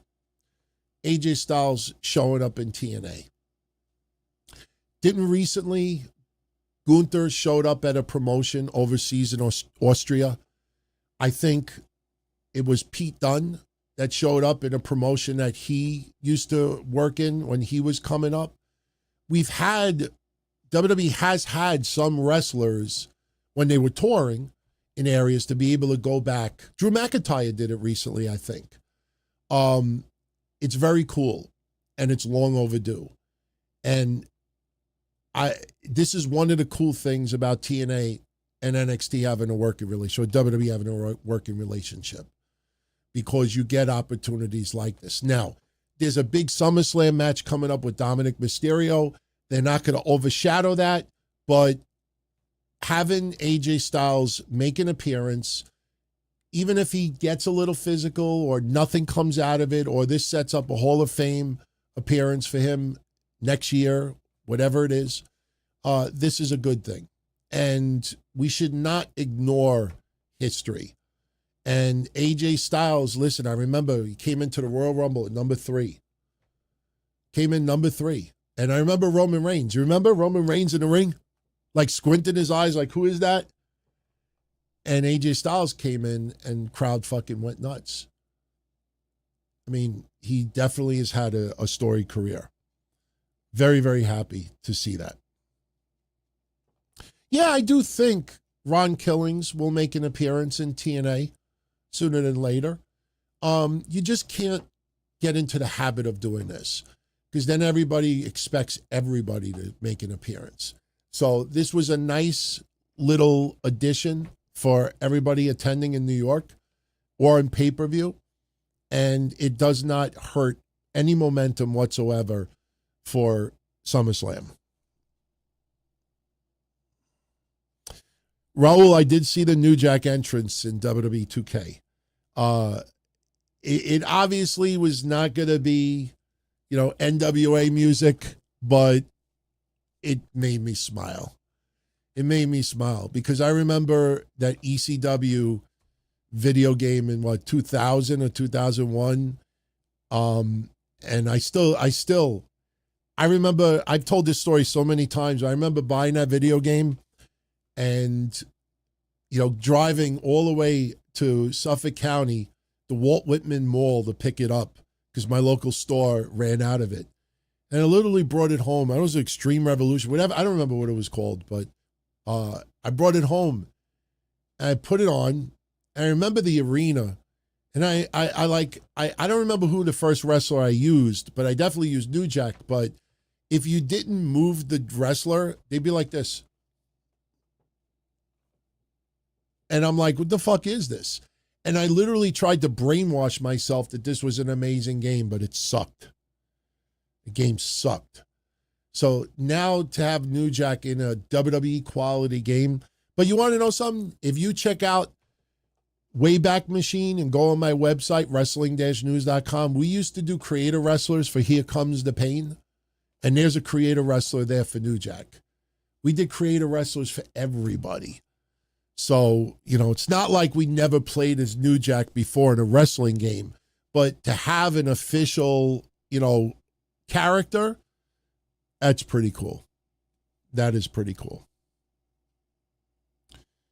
Thank you for that. 90s guy.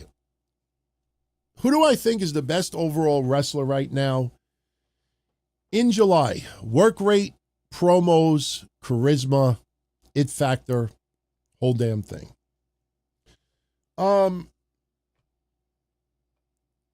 As far as AEW, WWE, and TNA goes, TNA is a little bit harder.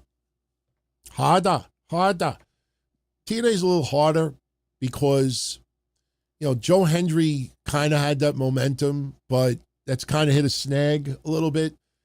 Trick Williams has been on fire, but that's an NXT guy.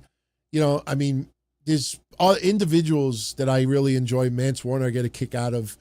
But, as far as person that could be the all across the board for the company, it's not hard to choose with TNA. For AEW, honestly, and this is just the vibe that I get, and yes, I'm not a fan of AEW like I used to be. I see myself watching it more lately than, last year or two, which is why I asked the question earlier if we should bring it back Wednesday nights.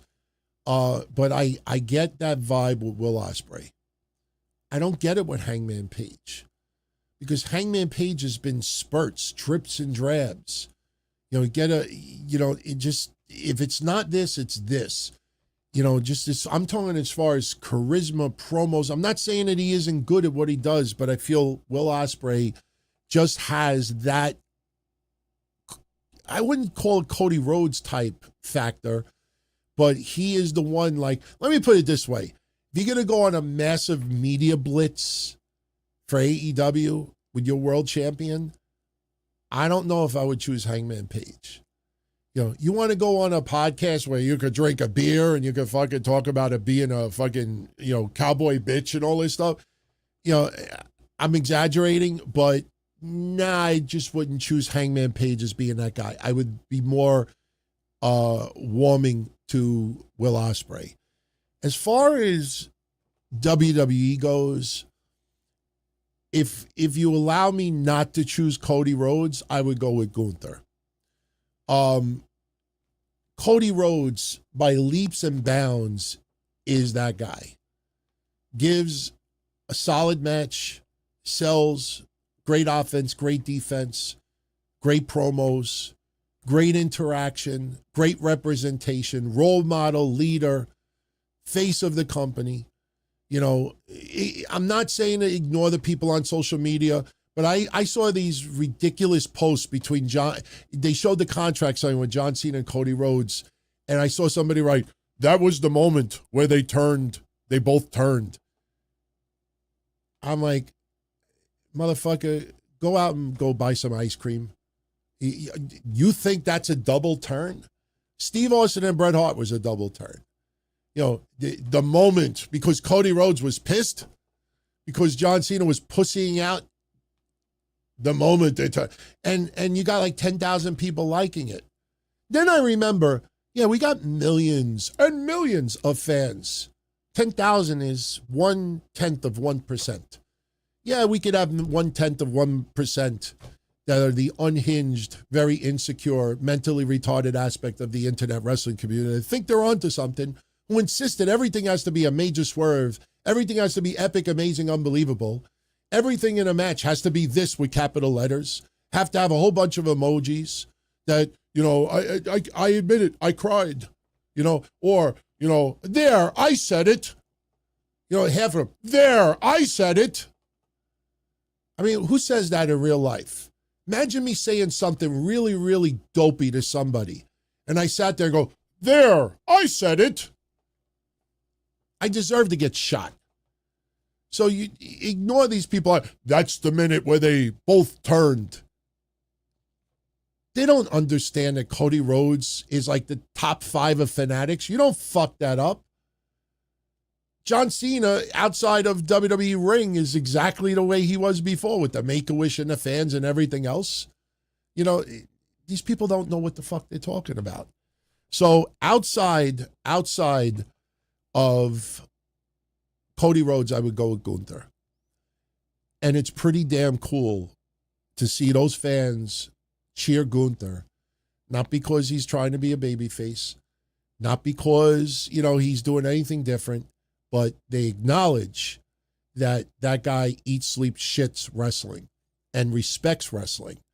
And when you do that and you put in that much work, there's an appreciation. And those fans appreciate the hell out of Gunther. That's why last week, even with the channel members version I posted online, I put that video of Gunther singing to the fans and CM Punk in the ring and having fun. And CM Punk and Gunther just had a battle in the ring. They just beat the fuck out of each other. And then Gunther was thanking CM Punk, and CM Punk was like, I can't wait for us to do this again. Like fighting. That was last year. But, yes, it was different area of the world, but my point is WWE fans know when someone is truly putting their work in. And Gunther is that guy. You don't have to be a babyface to be that guy. Roman Reigns was it for a couple of years, but now, he is pretty much, leaning towards retirement slowly, but they're preserving him. Kind of like, what's happening with Roman Reigns right now? It's like when you buy a package of meat that's like vacuum packed, or you buy like dehydrated and it's vacuum packed and it says it's good for 3 years. And you keep it in the refrigerator or you keep it in a very cool closet for 3 years. And now it's getting towards expiration and be like, okay, how do I prolong this a little bit more? Okay, it's in your closet. Expiration date's 3 years from now. So what happens? You get close to the 3 years, but you want it to last a little bit longer. So you take it out of the closet, you put it in a nice cold refrigerator. Now in the refrigerator, it lasts another 6 months to a year. And you're like, you know what? How can I get this to last? So you take it out of the refrigerator, you put it in the freezer. You're trying to find ways to have this that should have expired in 3 years expire for like 6 or 7 years. That's what WWE's doing with Roman Reigns right now. They're trying to prolong his career as long as it possibly can. 5 years from now, it's going to be really interesting to see what WWE looks like. I think we might be surprised how many people are no longer wrestling in WWE. Not because of releases and I'm just talking about age and retirement. 10 years from now, 10 years is not that far off. 10 years is 2015. But 5 years, think about it. 5 years ago was COVID. That's how fast it's gone by. 5 years ago, we were in COVID. And look at 5 years later. So 5 years will be just like that. All right. Nice guy also says, what's my prediction of the Cody Rhodes' heel turn? And what do I think will happen? He's personally excited to see where it takes. Cody Rhodes is not turning heel anytime soon. You got to realize that once John Cena retires, who is going to be that baby face, the focal? you got to stick with Cody Rhodes. There's going to become a time where fans get tired of Cody Rhodes.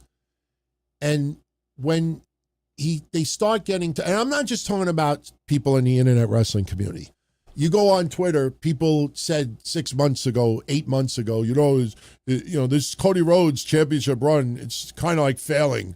This is kind of like, I don't think it's worked out as good as they expected to. There's always going to be that person or a group of people that say that. When Cena retires, even more of a reason for Cody Rhodes to be that leader of this company, the person who wears the suit, who can do the professional interviews, that can represent WWE in other sports and other entertainment on the red carpet. He is going to remain that guy for the foreseeable future. You will get little teases here and there because WWE will love to play mind games with many of us. They'll mind fuck us once in a while. But at the end of the day, there is nobody that could take Cody's place right now. When the fans truly start getting tired of Cody and you start hearing it more in the arenas, hearing it more amongst the fans live, seeing split chants happening more, then you start thinking about it. Right now, do not think about it, because if you keep thinking about it and it doesn't happen, you're going to feel let down. And that's the problem that many people have. They think something's going to happen and they start basing emotions on what they think is going to happen soon, and then it doesn't happen. And then they feel almost let down over it. And then you realize, why am I let down? I'm the fool for thinking that it was going to happen in the first place. So I would say, not right now. We can't predict exactly when it'll happen. But, I would say if I had to give a time frame, I would say another year or two. You throw a couple of storylines out there. You throw in a Randy Orton heel turn, maybe a Sami Zayn heel turn, and, a babyface versus babyface match. And, with all these major pay-per-views coming up, you get the Bloodline versus Bloodline, you get this and that. Cody Rhodes suddenly is not the big focal point. So you could easily get a year out of that. So I would say not anytime soon. He just generates too much positivity and too much money for that company. It's shocking how much money that man makes on merch. Like, I wouldn't even spend that money as a kid when everything was wrestling. The amount of money that people, and I tell you, on the women's side, it's shocking how much money Alexa Bliss generates. She may not have crazy amounts of merch. Every time you see a fanatics or a WWE autograph signing, meet and greets, she is always the first woman to sell out. And it's not because I only want 20 people to show up. WWE, I only want half. No, she sees as many people as anybody else. She sells out before anybody. Over and over and over again. Alexa Bliss. Be surprised. Look it up. Thank you for that, 90s guy. All right. We are at 2.5 hours. Give me some match updates for TNA. What do we got? After JC Jane beat Masha Slamovic, what do we got? Chat room, what do we got? Shout out to Dorian Mesa, celebrating 46 months as a made member of the family. Thank you very much, my friend. Wow, almost four years. It's unbelievable, man. I remember when we first started doing this on video. It still feels like we just started. As crazy as that sounds, it's been about a little over 4 years, right around that. Yeah, with 39 likes away from 200. Yeah, make it happen, man. Make it happen. So what matches have happened since? We have the tag team title match. Oh, yeah. Who won that one? Leon Slater is wow, I totally blew it tonight. DT, you blew it. You blew it.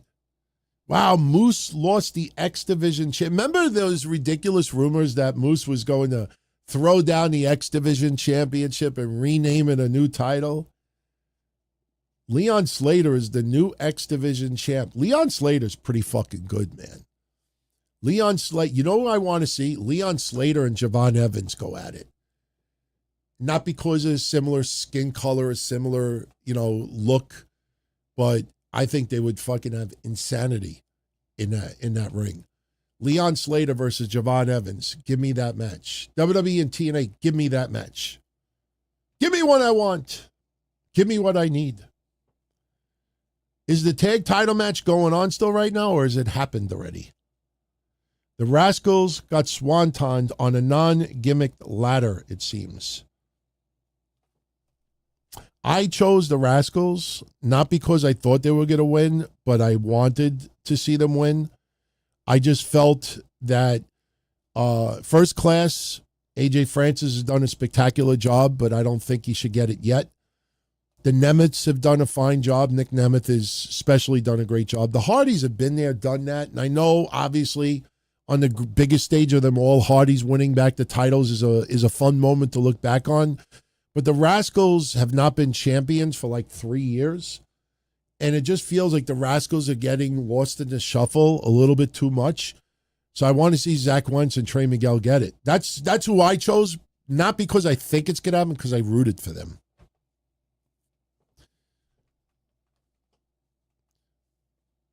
Kevin that says Batista rant. DT is wearing sunglasses and in a wheelchair.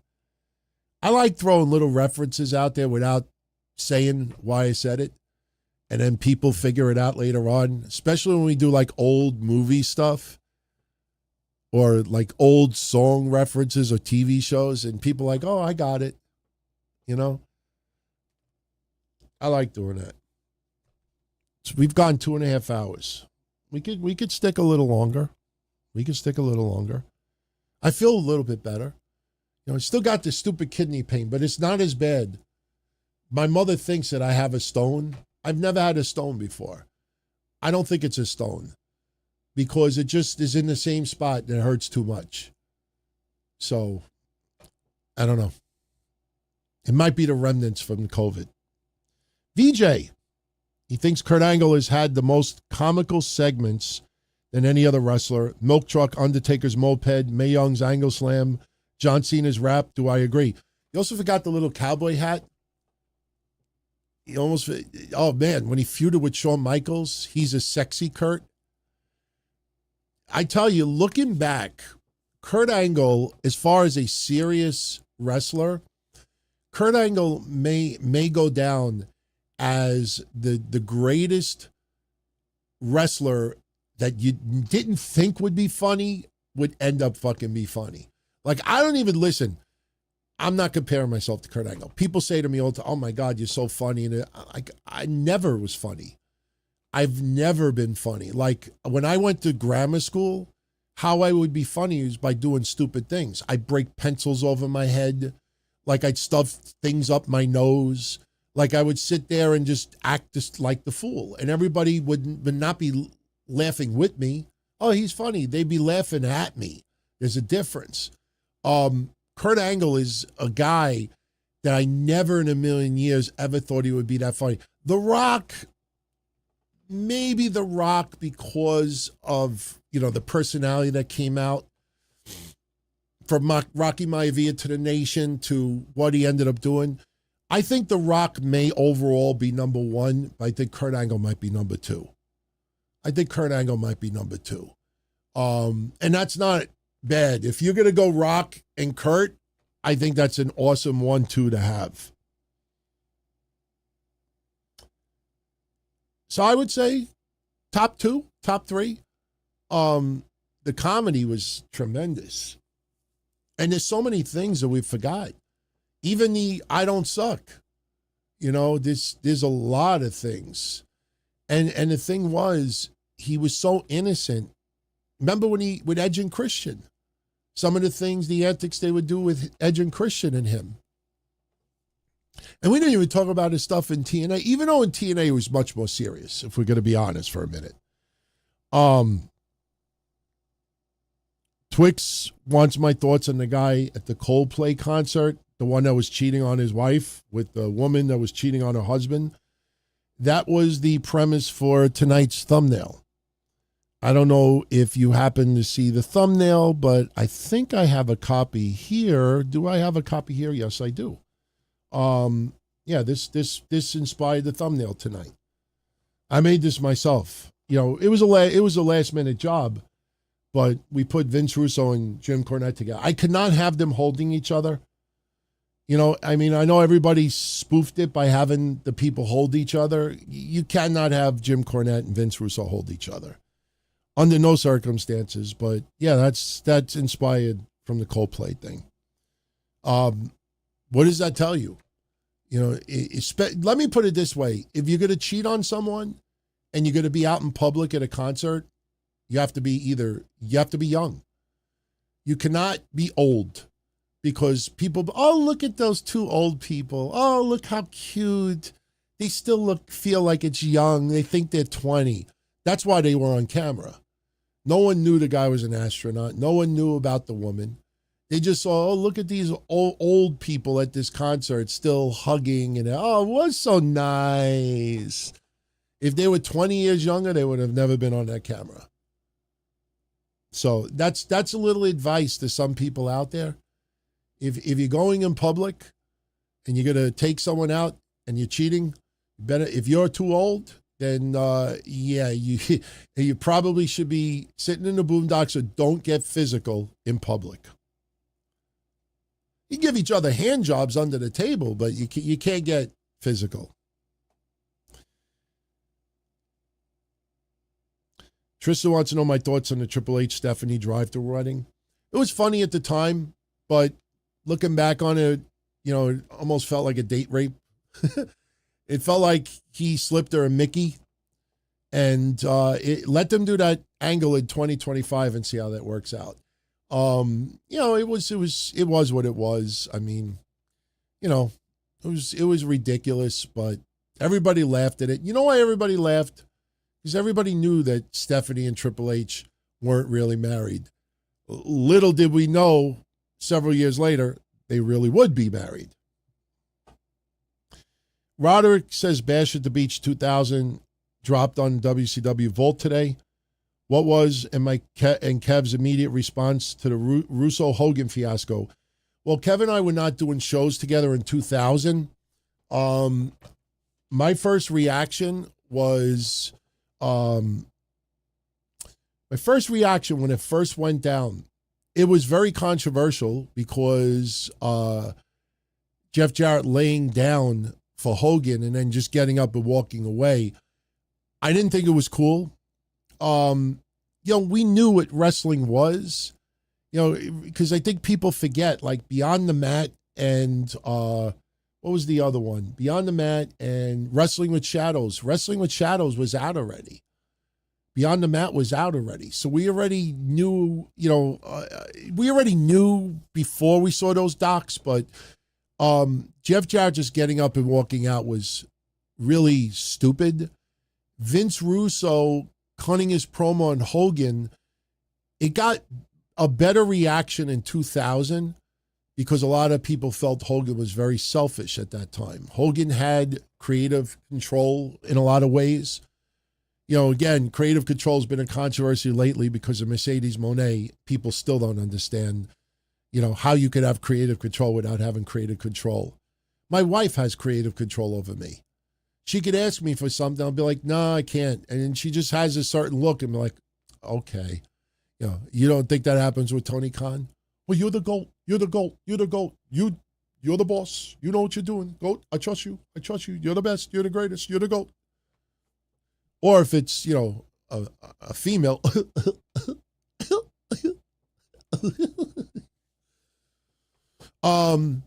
So Vince Russo actually got a better response back then because it felt like, okay, you know, Bret Hart, understand Bret Hart was 1997. This is 2000.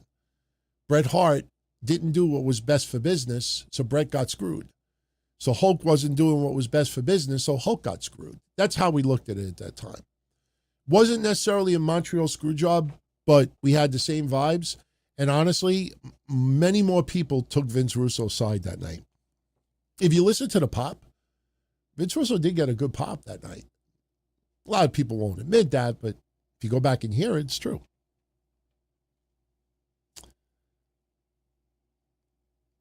Kevin brings up the Frosted Flakes. You're great. Does anybody remember? Shout out to whoever remembers this. Who was the wrestling personality that did Tony the Tiger in the 1990s? Who was the voice of Tony the Tiger in the Frosted Flakes commercials? I'm not going to give you time to Google it, so I give like 10 seconds because it's like a 6-second delay. A lot of people don't know that, but the Tony the Tiger Frosted Flakes commercials were done by Lee Marshall. Remember On the Road with Lee Marshall? He was in AWA for a while, did WCW. Lee Marshall. I'll give credit to Roderick Howard because he wrote it as I was saying it. Lee Marshall was the voice of Tony the Tiger. Go look it up. It's a true story. And it's kind of funny because once you realize it and you watch those old Nitros and like On the Road with Lee Marshall, when you hear him talking, like you almost want to hear him say, great. He sounds like Tony the Tiger. I've never had the cookies and cream Frosted Flakes. Believe it or not, I have a whole bunch of Frosted Flakes inside. I bought my wife the little cups, and I got her like milk that doesn't expire right away because she'll like open it, take a sip, and then leave the whole quart of milk in the fridge for like 2 weeks, and then everything's like old. So now I got the little like containers that, you know, like shelf stable. Just funny, like she forgets to put them in the refrigerator, and the next morning she's got to go to work. And she's like, honey, is there any cold milk for the cereal? Like, nah, put an ice cube in your cereal. So, but yeah, I got Frosted Flakes inside. I try not to eat it, though. There's too much sugar. The last thing I need right now is sugar.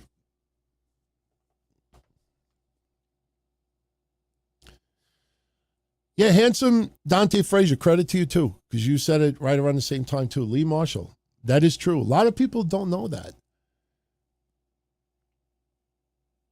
Devon is pretty much retired. Eric says Hardy's versus Dudley's for the final time at Bound for Glory. I don't think Devon Dudley physically could do it. He had fusion surgery, and that's it. You know, when a lot of people, I'd be shocked because what a lot of people don't understand. I say this about Triple H too. You know, that's the breaking point for me for a lot of like legendary podcasters who were in the business, and some are Hall of Famers. When they were teasing the last year that, oh, Triple H is going to team up with Cody versus Roman Reigns and The Rock and this and that, I'm like, you motherfuckers are that desperate for ad revenue? The guy's got a pacemaker. He almost had the Widowmaker. It's not like a boo-boo that heals over time. That's it. He's fucked. Whether it happens now or 5 years from now, it's it. It don't get better. It don't heal. It don't get to the point, Triple H is scheduled to have his pacemaker taken out. You know, that's it. And Devon, I say the same thing. When he had the fusion surgery, he and a lot of other people said, nah, this surgery, that's it. Once you have this surgery, you know, your life is, you know, better and pain management, but you don't get better from it. I don't see it. I don't even think Devon could really do any spots. He obviously can't do the what's up with Bully Ray. I mean, I'm sure he could hold the person's legs and Bully Ray could jump off the top rope. But, yeah, he really can. VJ's asking, what's the Ozempic alternative I'm taking? Zepbound. Zepbound. It's excellent. It's just a little expensive. I had to pay $400 for a month's supply. And trust me, that hurt really, really hard. But good thing is I haven't had to order any Chinese food for the last 2.5 weeks. You really are not hungry. Look, I've done the whole show. I just realized I think I might have taken one sip of water. You really don't get hungry. You don't get thirsty for most of the day. I could go one meal a day now. And I probably lost about 5 pounds over the last 2 weeks. But the difference between Ozempic and Zepbound is Ozempic is diabetic medication, which you happen to also lose some weight because of it. Zepbound is designed for weight loss. It's not designed for diabetics. So Zepbound is directly for weight loss. And what it does is, the best way I could describe it, it changes your hormones to make you feel full. But what it also does too is it's just going to sound disgusting, but it slows down your metabolism. So the longer the food stays in your stomach, the longer you feel full. Which sounds great and everything, but you think I want old food sitting in my intestines for an extra 8 hours? I don't want that. So, but I went on it. The first week, I was like, holy shit, this stuff works good. I was very surprised. Zepbound, it's called. Yeah, Triple H is done. You know, I mean, even the people that keep interviewing him say, Trip, what do you think? The fans want to see one more match. And I almost feel like Triple H is like, no one's fucking saying that. You're just saying that because you want me to fucking answer the question. Yeah, I know Busted Open was covering Slammiversary today. You know, good. I mean, it gives TNA a little bit of exposure. By the way, I'm not doing drugs. I keep rubbing my nose because it's still been irritated from COVID for almost 2 weeks. Everything is sore. My chest is sore. My head is sore. You know, my nose is sore from blowing it for 12 days. Today's like the second day that I really feel pretty much normal. Shout out to Hollywood Guy. Thank you for the super shout out. He missed most of the show. His apologies. But what was my reaction to Goldberg's last match? And will he have another one? I don't know if he'll really have another one. But my gut feeling is that he could. The speech being cut off is fucked up. No question about it. It's fucked up. What Goldberg, and you know, again, not trying to throw shade on Ariel Helwani, but here's something else that somebody, even Gage, Dad, don't worry about NBC. There's more views already on YouTube. Digital is the future. Anybody wants to see your retirement speeches online. Everybody's seen it. Oh, you're going to be NBC. Like, no, you think they're going to give you 10 minutes of a if his final speech would have cut off after 2-3 minutes, I think he would have been upset at it. It was fucked up that it cut off that quickly.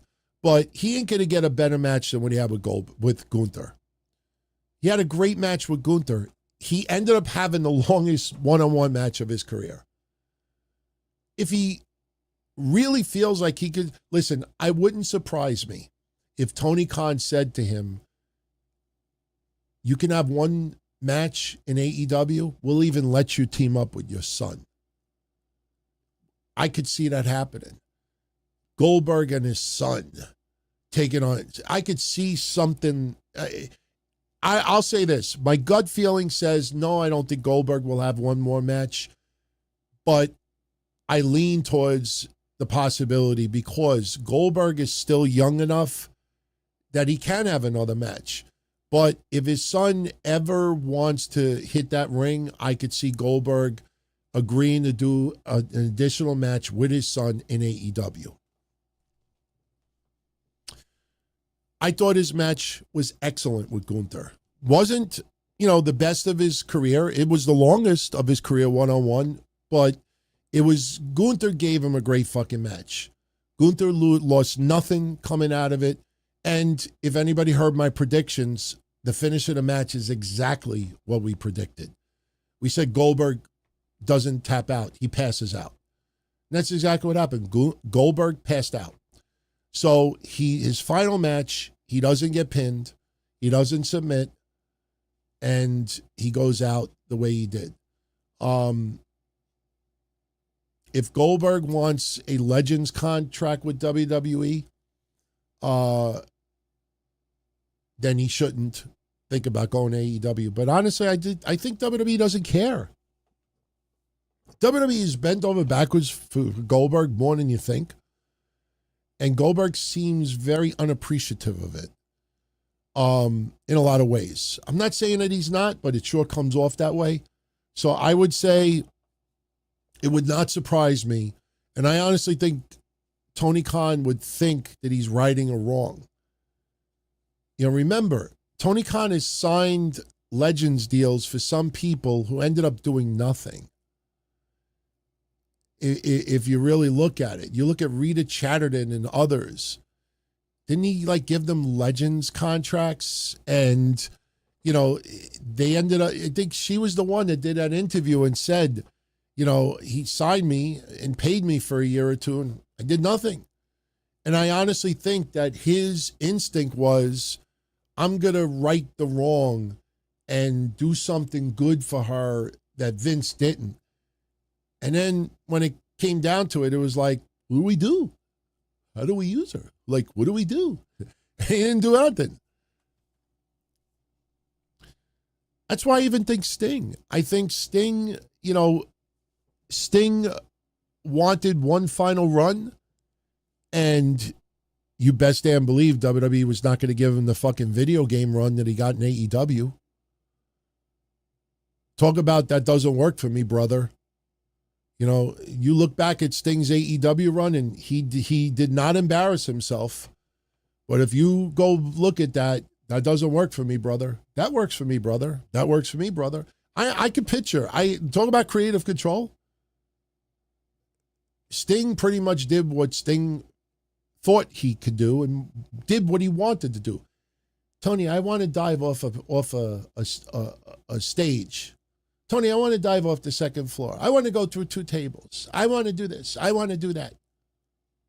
You're the GOAT. You do what you want. And everybody that was in the ring with him, from Darby to his opponents, how are they going to be against it? Oh my God, I'm in the ring with one of the greatest of all time. It was a dream for everybody that was in there with him. And then the final match. Oh, everybody's going to look back and say it was a very one-sided run in AEW. Oh, my sources tell us that Sting was willing to lose his final match. Oh, blah, blah, blah, blah, blah. Fuck you. You know, Sting is an awesome guy. We don't know him personally, but he comes off as an awesome guy. Fun. You know, had an amazing career. One of my most enjoyable WCW wrestlers ever. You know, but for some reason, over the years, people started treating Sting like he was a priest. Sting don't have any deceiving thoughts. He doesn't have any selfish thoughts. That's Sting. That's Steve Borden. Blah, blah, blah, blah, blah. He's a born again. Blah, blah, blah, blah, blah. Sting. Oh, he's just a, you know, middle-aged guy, you know, older guy that, you know, wanted to do a little more and found a guy that was going to overpay him and basically treat him like royalty and let him do whatever he wanted. That's why you had to pair Darby Allin with Sting. Imagine pairing Sting with a technical wrestler and doing the shit that he did. I'm not criticizing Sting's AEW career. It was fun, but it was a video game. It was a video game. All right, we're going to end this in 5 minutes. What are we up to as far as matches go? Who won the tag title match? That match has to be done. Ain't no way Jeff Hardy and Matt Hardy are still fighting. Right now, they're in the back having some fresh, natural spring water. I'm waiting for an outcome. Who won the tag titles? The Hardys won? That motherfuckers won. Yeah, Slammiversary. Got to have that Hardy moment. I was really rooting for the Rascals, but that's fine. That's fine. Hardy's winning the tag belts. I mean, you never go wrong with that, right? Bully Ray came out and challenged Team 3D versus the Hardys at Bound for Glory. I still don't see that happening, man. Devon just can't do what he used to do. I don't know. It just, that feels like a swerve. That feels like a swerve. I mean, they're going to be, Devon, they're going to be extremely careful with. I don't know. What other matches are we missing? It's main event time. I really didn't want to go off the air very late, but maybe we'll stick around just for the main event. Just so at least we could look back on this episode and comment about the main event. I'm looking at other matches here. Let's see. What happened with the Elegance brand versus the Inspiration? Did the Inspiration win the women's tag team titles tonight? Let Don Tony be almost perfect tonight and predict it wrong. Let me be almost perfect tonight and predict it wrong. Who won that match between the former Iconics and the Elegance brand? Let's see. We're waiting for a winner. We got 6-second delay. So who won that match? The Inspiration. Oh, so I did get that right. Oh, no, I didn't get that right. Somebody is just typing. Yeah, Elegance brand won. So, yeah, so I'm doing fucking great tonight. I think I only got, one match right? Maybe two? What other matches are we missing here? I don't think we're missing anything else. Yeah, we're not missing anything else. So we got the main event. Joe Hendry versus Trick Williams versus Mike Santana. Again, Mike Santana.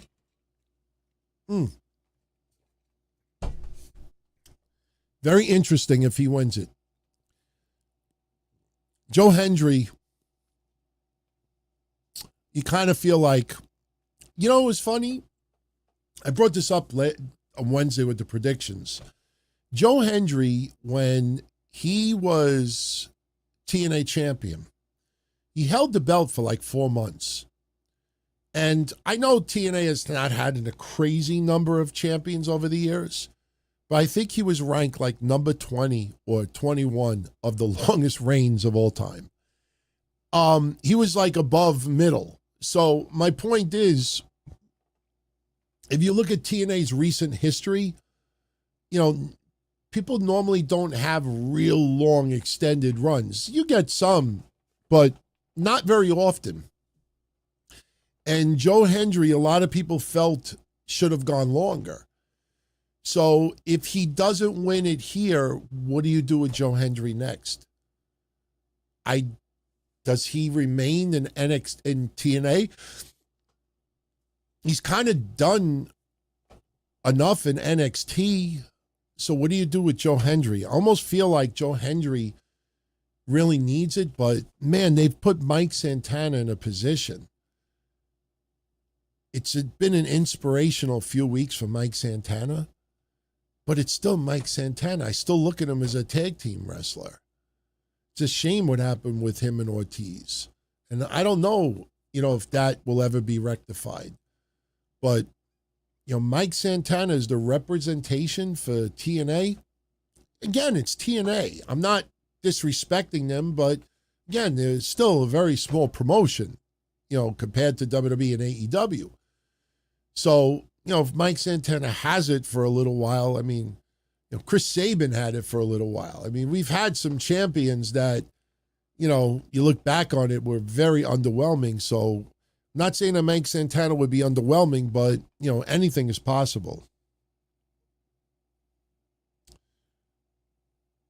All right.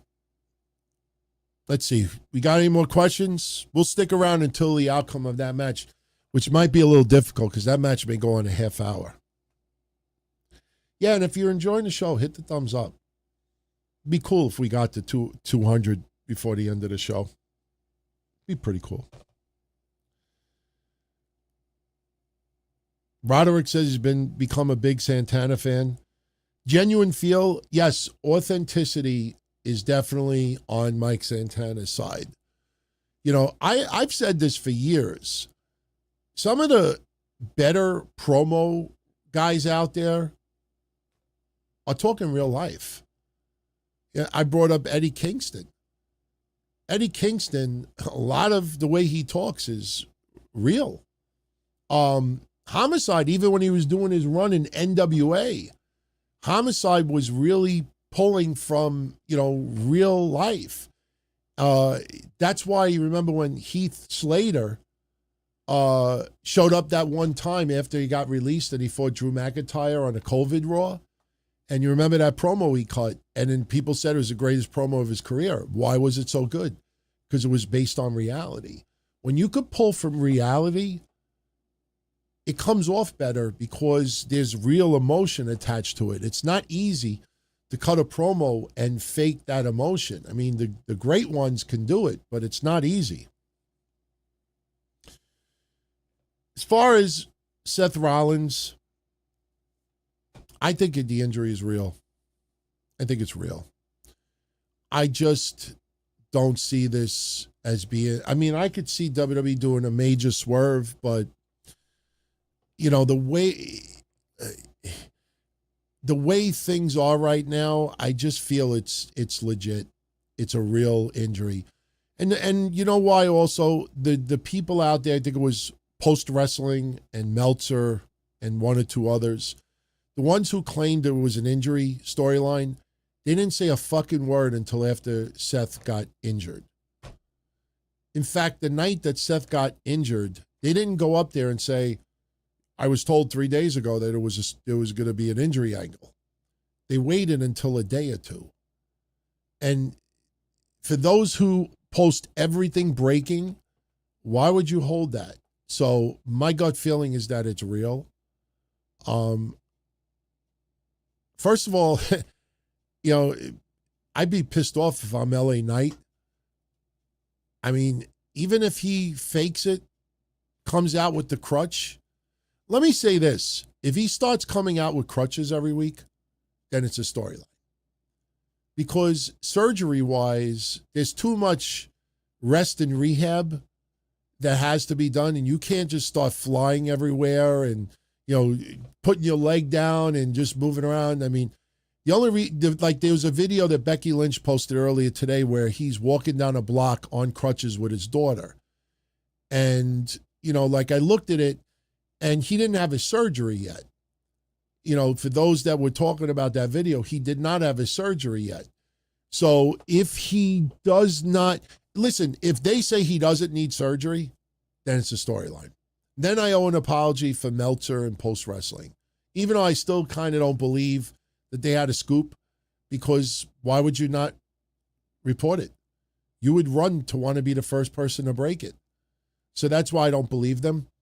You don't hold something like that in the bag. So let's see if he has surgery. If he has surgery, that, you know, obviously if he has surgery, we know it's real. But my point is, if he starts showing up on TV with no surgery, then it's storyline. My gut feeling tells me that it's real. My gut feeling tells me that it's real. Too many callbacks to 2015. I don't know. Plus, why would he allow himself to lose to LA Knight if it was fake? If it was a swerve? Like, you're on Saturday night's main event. Popping an injury right now, you know, win the match and then claim an injury. Like, why would you intentionally, like, forfeit a match because you think you're going to swerve someone later on with a, you know, faking an injury? It just, I don't know. It just doesn't feel like it makes sense. Hollywood Guy, thank you very much, my friend, for the super shout out. He's asking about Charlotte Flair and Alexa Bliss. Am I liking the pairing? He's liking it, kind of liking it. Keep Charlotte away from the championship. I brought this up once or twice on the other shows. A lot of people don't know this, and it's not talked about in years, but doing the history show, I do a lot of research. I found an interview, didn't make the history show because it's not really history, you know, when I explain it. I found an interview like 2 weeks ago with Alexa Bliss, and that interview is probably about 5 years old. And Alexa Bliss was talking about coming up in NXT, and she gave a lot of love to Charlotte. She said that Charlotte Flair was the one that seemed to go out of her way to like help Alexa Bliss. So the reason why I bring that up now is because Charlotte and Alexa Bliss do go back to NXT days, you know, and Alexa Bliss was always appreciative of Charlotte Flair's help. So when I see the pairing now, I keep thinking about what she said about her NXT days. So I feel like there was always that idea like, man, it would be great if we could work with each other. And I don't have it here. I have it inside. Let's not forget what I brought up. They feuded not too long ago. Remember the Charlie doll? I still have a bunch of Charlie dolls sealed in the package. They made the Charlie doll, and if I remember correctly, Charlotte got injured. And the Charlie doll got shipped, and I was like, what do I need this now for? You know, they came out with the Charlie doll. In fact, I'm a little surprised that we haven't seen the Charlie doll, you know, make a little bit of a resurgence, even on merchandise sales. But I like the pairing. I like that fans are starting to warm up to Charlotte a little bit more. I don't think she's a bad person. I mean, people don't like that it comes off that she's been handed opportunities too much. But I think people enjoy the pairing right now. And if I'm WWE, I don't split them up anytime soon. Especially, it keeps some of the workload off of Alexa Bliss. Because Alexa Bliss, you know, there's always the concerns about concussions. So to let Charlotte take a little bit of the workload away, and that alleviates Charlotte a little bit because she comes off of injury. So I like it.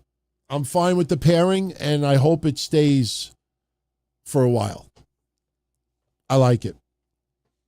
And listen, I always use that phrase. People want to say hello when it's time to say goodbye. It's not the end of Charlotte's career.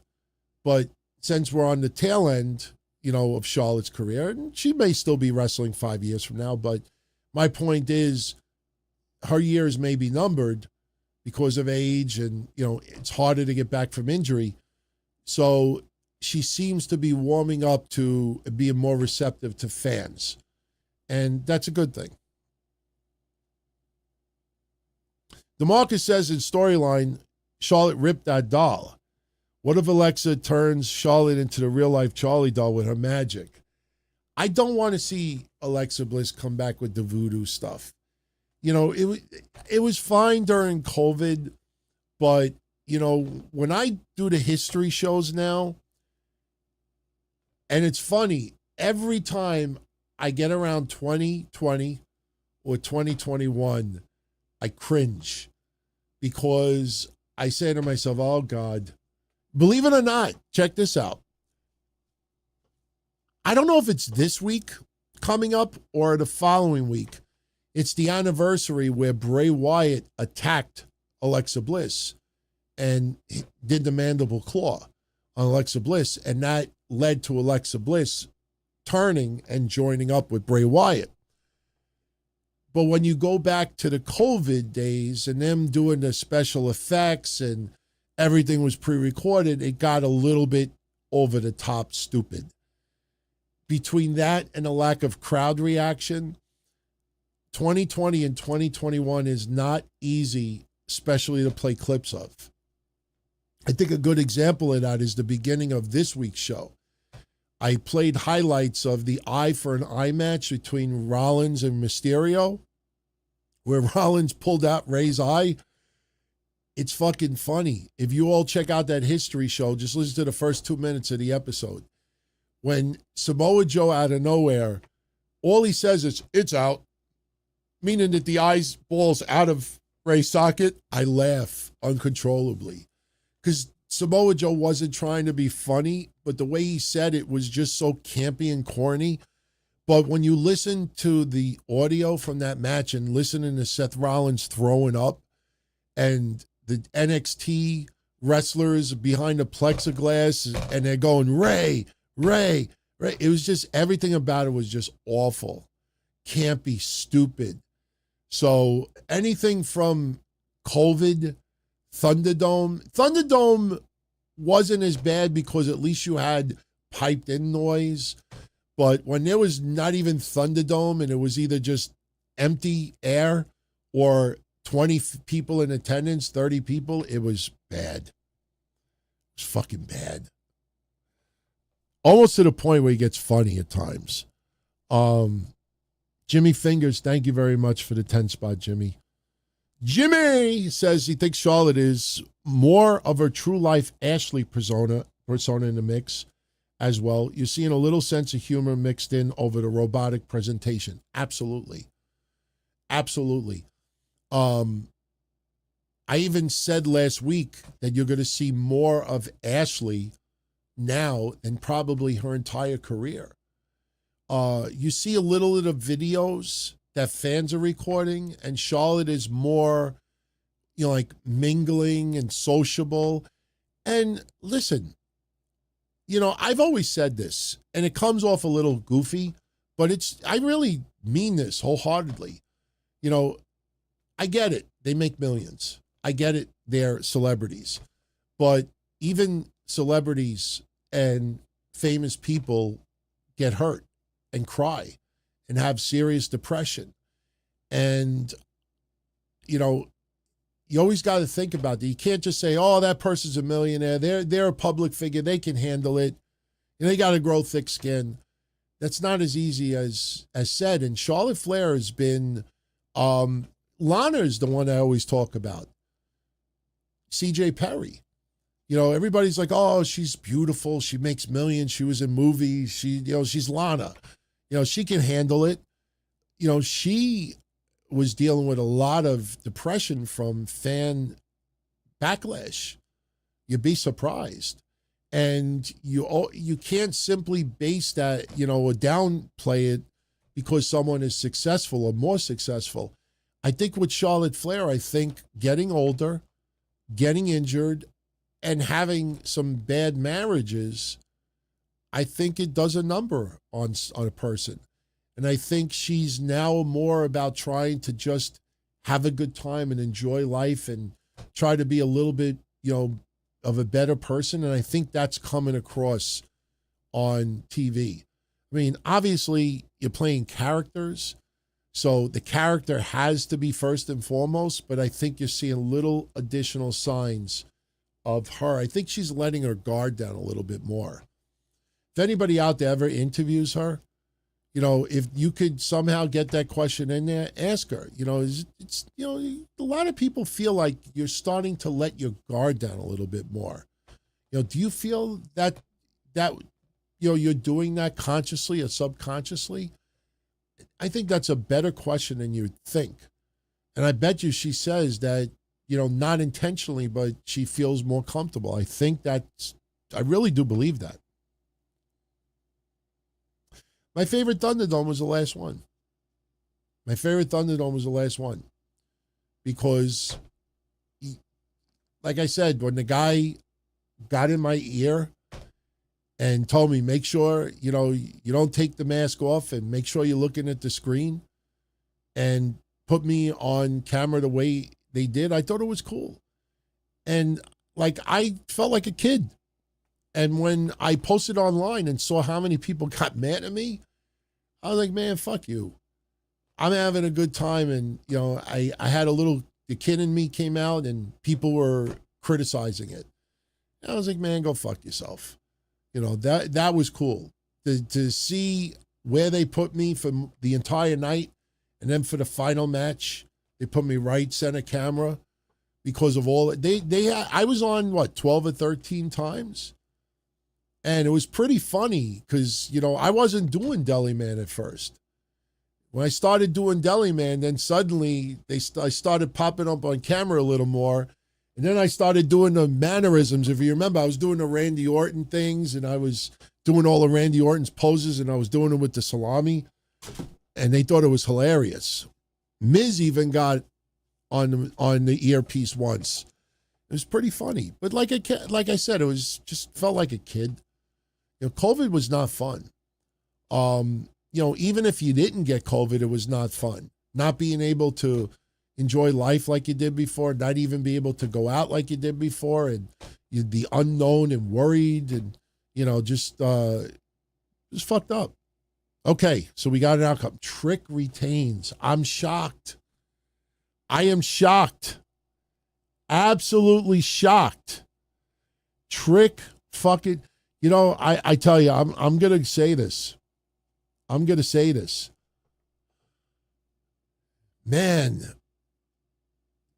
this feels a little bit like when TNA was doing work with AEW.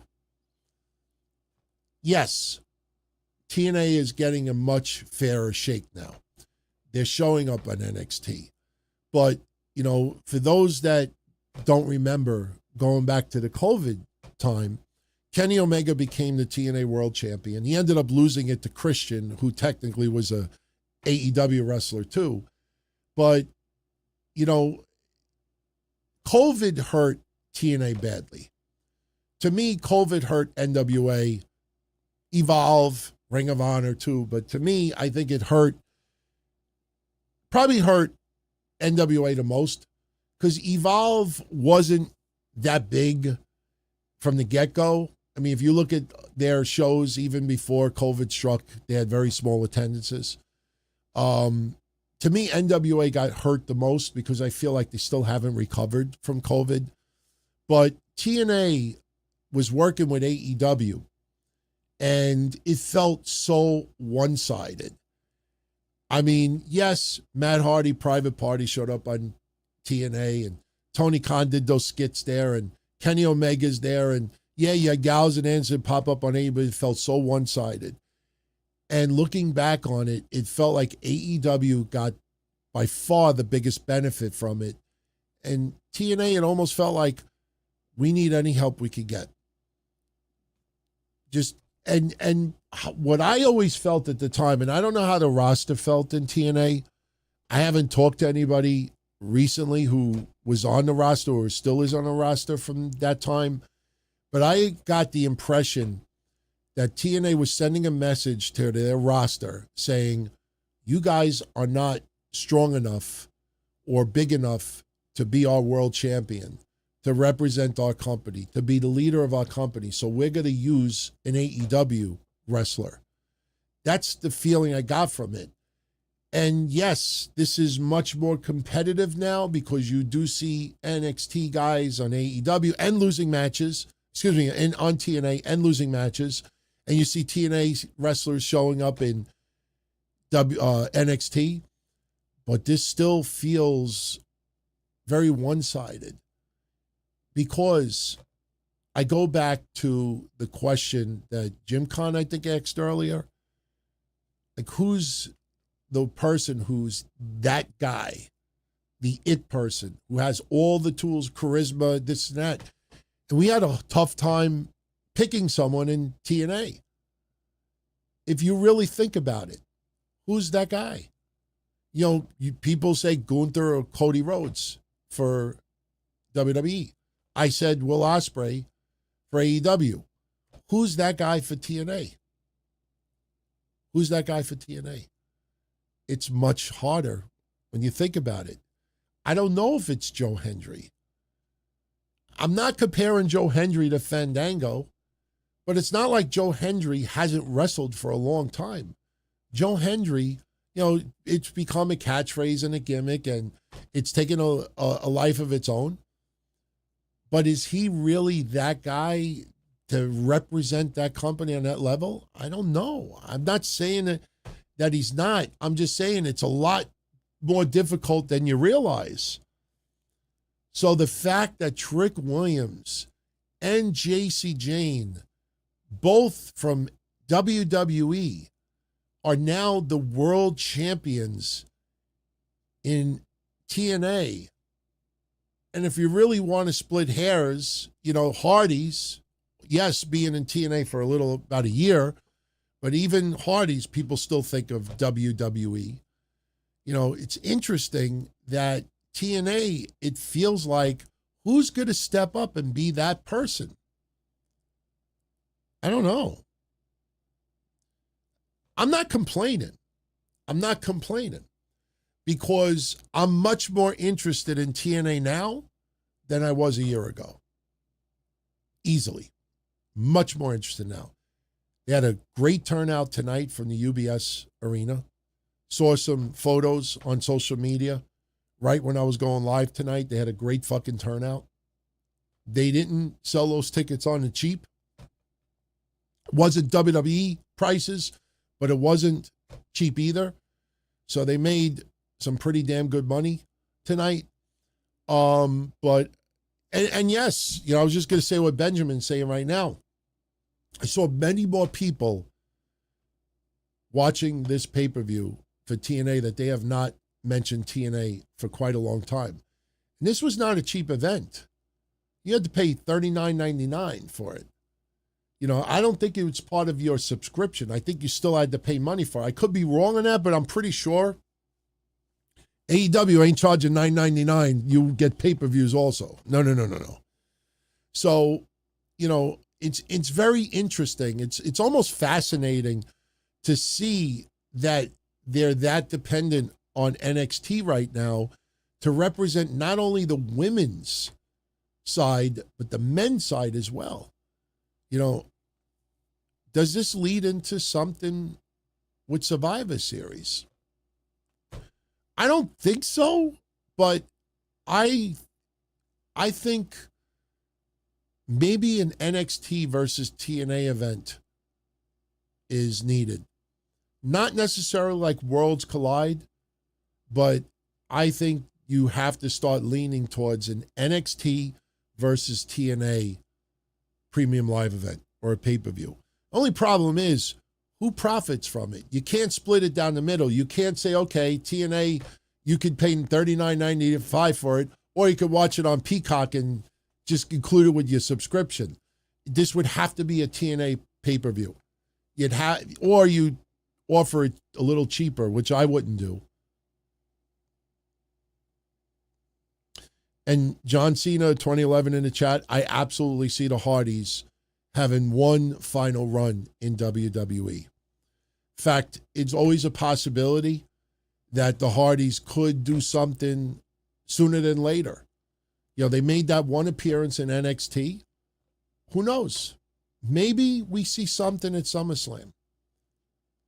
Do not discount that possibility. Could we see something at SummerSlam that involves NXT or TNA in some capacity? I will say this. I don't see it, but if TNA happened to have something to do with SummerSlam, it would be NXT versus TNA. It would not be main roster. You're not going to suddenly sneak that in. I don't see that happening. So, but hey, you know what? Ballsy move from TNA to do this. But you know what? TNA is better now than what it was even 6 months ago. But again, you got to be careful of what message that sends to the roster. It's different than COVID. Because COVID was very dark days and the future was uncertain. Right now, if I'm in TNA and I'm on that roster, yeah, I might be a little ticked that we have 2 NXT wrestlers representing the world titles. But you're in a better place, getting more exposure, get a little more revenue, get a little more buzz, trending. So all of that, I think, is a plus. So I think overall, I think most people would be happy with it. Jimmy Fingers with a last minute run-in. Jimmy Fingers asks, or says, Taker should just turn his show over to Michelle McCool because it's been painful to watch a castrated Undertaker. She totally inserts herself way too much. That is what Undertaker wants. WWE is happy with it also. She has obviously gotten that bug to be part of it. And listen, when was it? 10 years ago? Maybe a little more than that. I think it was about 10 years ago I had said on my shows with Kev, I said, they're going to domesticate The Undertaker. People didn't understand what I meant at that time, but I said, we're going to see more Mark Calloway than Undertaker. And a lot of people never in their wildest dreams ever thought we would see the person outside of the character. It was so well protected, but we just got those vibes 10 years ago or so that WWE was slowly domesticating The Undertaker. And now what you have is a retired wrestler, regular guy, yes, bigger than life, but a regular guy who is no longer that character. And you're getting to see that person behind the scenes. And listen, he's making money. It's not fun. We're not used to seeing or being reminded that Undertaker is just a regular guy. But he is. If you're not happy with his podcast anymore, then I would just stay away from it. But the further we get away from the Undertaker character, the more you're going to get this. It is what it is. It's a part of life after wrestling. Dave Arlo at the 2 spot. How long till TKO buys TNA? Believe it or not, I've actually thought about it. Wouldn't surprise me. But I also hear this, and, I just thought about something. TNA is about to announce a TV deal. I don't think it's going to be this week, but they're going to be announcing a TV deal soon. And I wonder if the NXT influence and influx might have helped secure that TV deal. Wouldn't that be something if they were on the CW? I don't see that happening, but wouldn't that be something if they were on CW? Again, I don't see that happening because if WWE and TNA ever had a falling out, how would WWE handle TNA? They're on the CW. So I don't know if that's going to happen, but I've thought about it. It would not surprise me down the line that TKO buys TNA. Just like TKO, WWE worked out a deal with AAA, this would not surprise me. I think the library is very important to WWE, but not what it used to be. We don't have DVDs anymore. We don't have the box sets. Now you add it as part of a streaming deal where you're already charging a set price for a month. So it's not like you could have the most selling video. It's just going to be the most viewed video. Yeah, there's commercials, but it ain't what it used to be. So the library is a big deal. But, man, I don't want to see TKO by TNA. Even if there was an influx of cash, I don't want to see that because WWE could survive without TNA. And what happens if they put it on the shelf?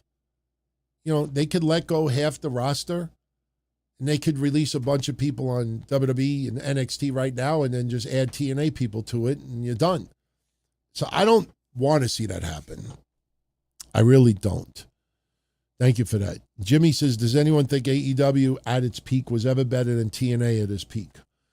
TNA, when Kurt Angle was at his top with Samoa Joe and AJ Styles and the roster they had, you can't compare business structure. AEW's business structure is totally different than TNA's.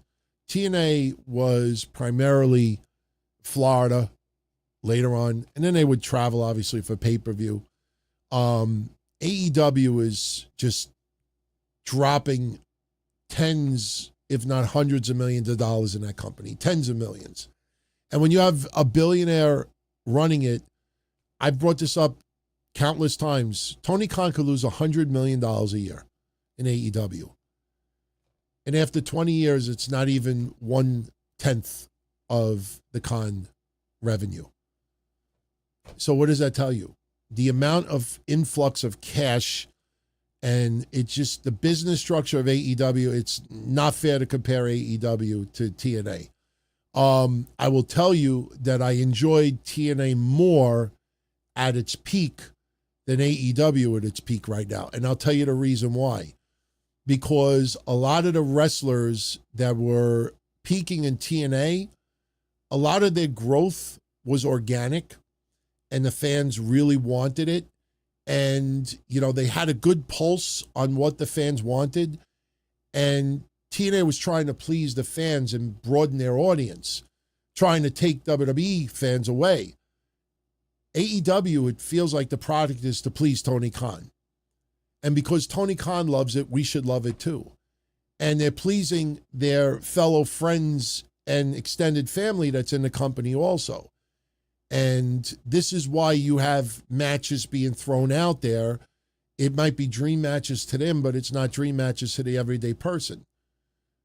You look at, some of the matches that they main event, and I look at some of the people, I'm like, when did AEW ever explain to me why I should care about this person?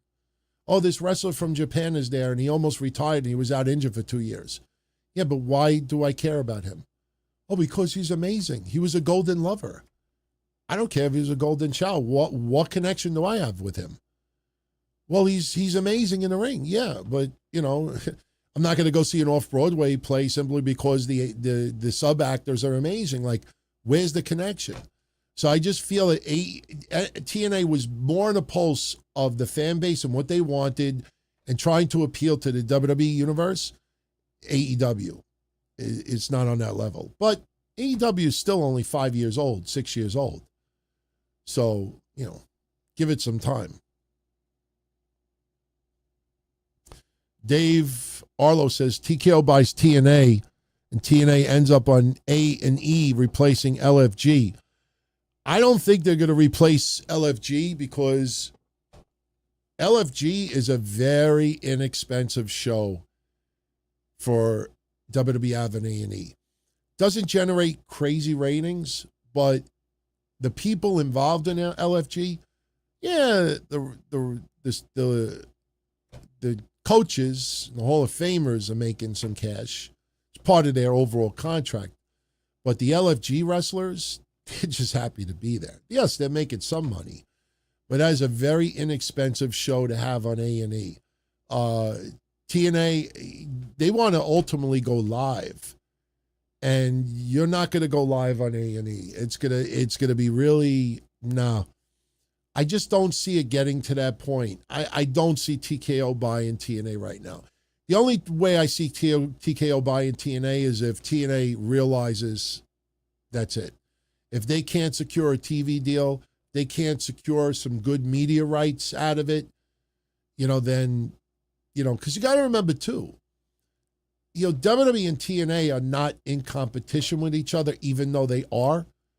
But you scratch my back, I scratch yours to an extent. But TNA is looking to try to grow.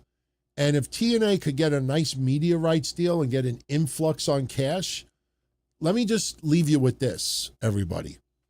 If you want to see something interesting, and I'll go off the air with this. If you want to see something interesting, look at AEW signings over the last 2.5 years. You'll be very surprised how many wrestlers they signed from Impact Wrestling, TNA. In fact, even though she was not a TNA star, but this week happened to be the anniversary of Thunder Rosa. Coming from NWA, showing up on Impact Wrestling. Wrestling, I think, who'd she wrestle? Deonna Purrazzo? I think she wrestled Deonna Purrazzo. And it reminded me of Stephanie Vaquer. Thunder Rosa wrestled, I think, on Slammiversary a couple of years ago. And she took on Deonna Purrazzo, I believe. Had a great match. And before you could snap your fingers, AEW signed Thunder Rosa to a contract like 4 days later. So when everybody talks about Stephanie Vaquer of Forbidden Door and then WWE snatched her from AEW, if you go back, no, she was not under contract with Impact. But, unless Impact had no interest in signing her, AEW made sure to sign her, and she no longer ever appeared on Impact Wrestling again. You'd be surprised how many people AEW signed that were in TNA or Impact at the time. You'll be surprised. Look it up, and you'll be pretty surprised.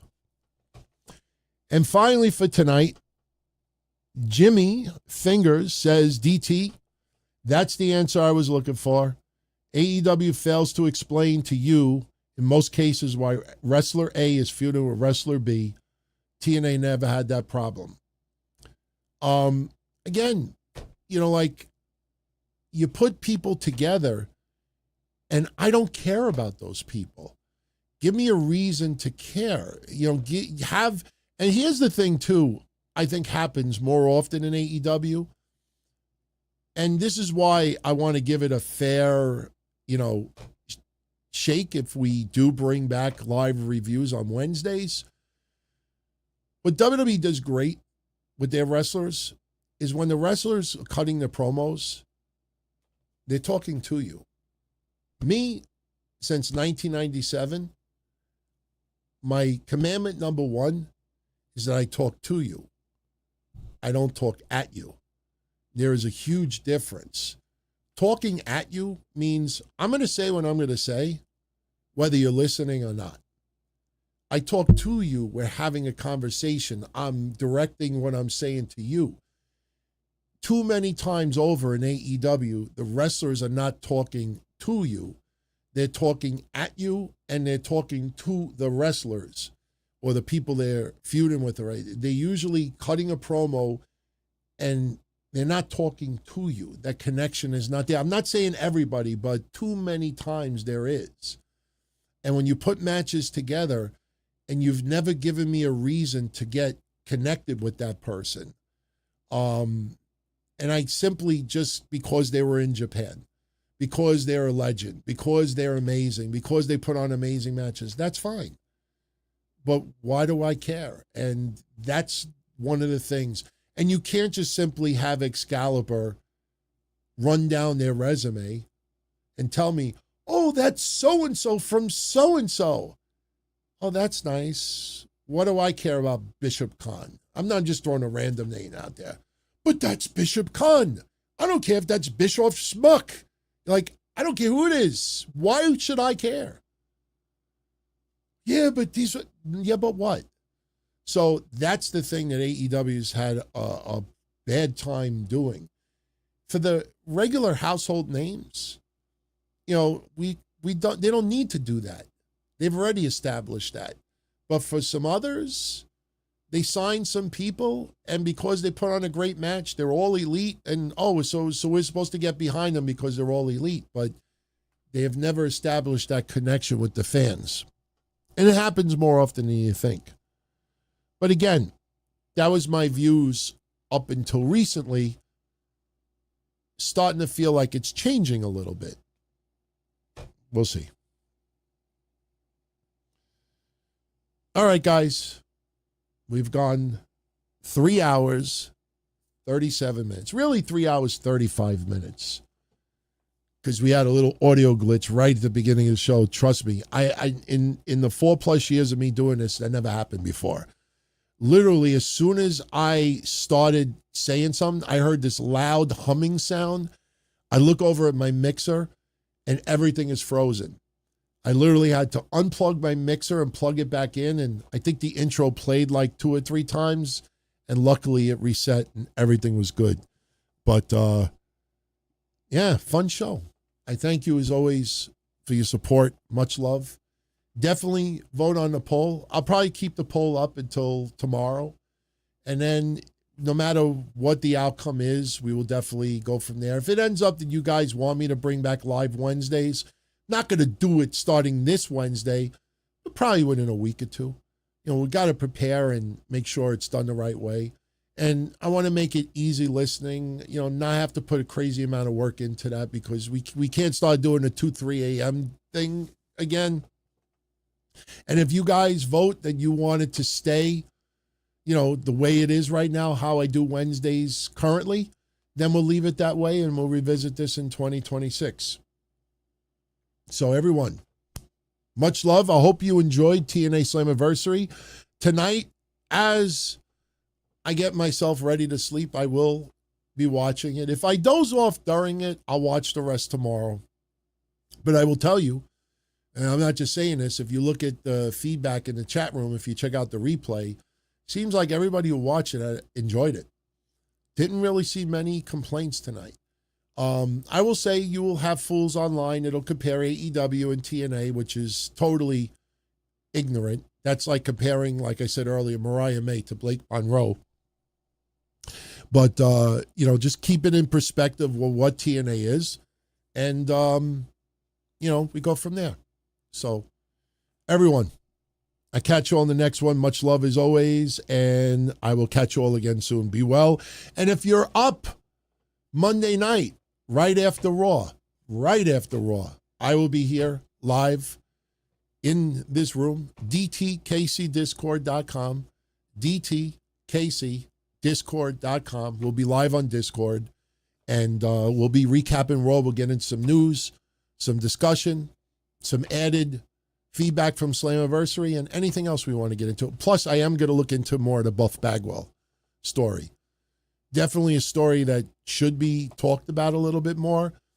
And I'm still a little confused why a Maven YouTube video was the way to put this out there. Yeah, you know what I think it is too? Anybody ever feel like Maven and Buff Bagwell had this friendship, this relationship? No, I don't. So this is kind of strange to have it happen this way.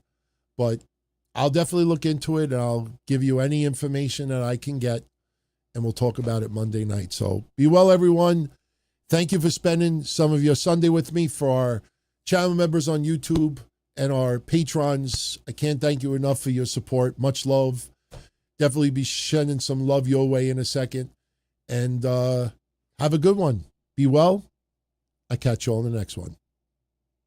As far back as I can remember, I always wanted to be a podcaster. For me to live any other way was nuts. To me, those goody-good people who worked shitty jobs for bum paychecks and took the subway to work every day and worried about their bills were dead. I mean, they were suckers. They had no balls. If I wanted something, I just took it. I ran everything. I paid the bills. I paid the host. I even paid the masked maniac. Everybody had their hands out. Everything was for the taking. We always called each other good fellas. All right, hang on. You would always hear from somebody. Hang on. I was just going over my questions, and I just realized I forgot to answer one. And I don't like finishing a show without answering. On the replay on the audio side, it's a couple of edits. It's not a big deal. But I wanted to answer this one from Havili.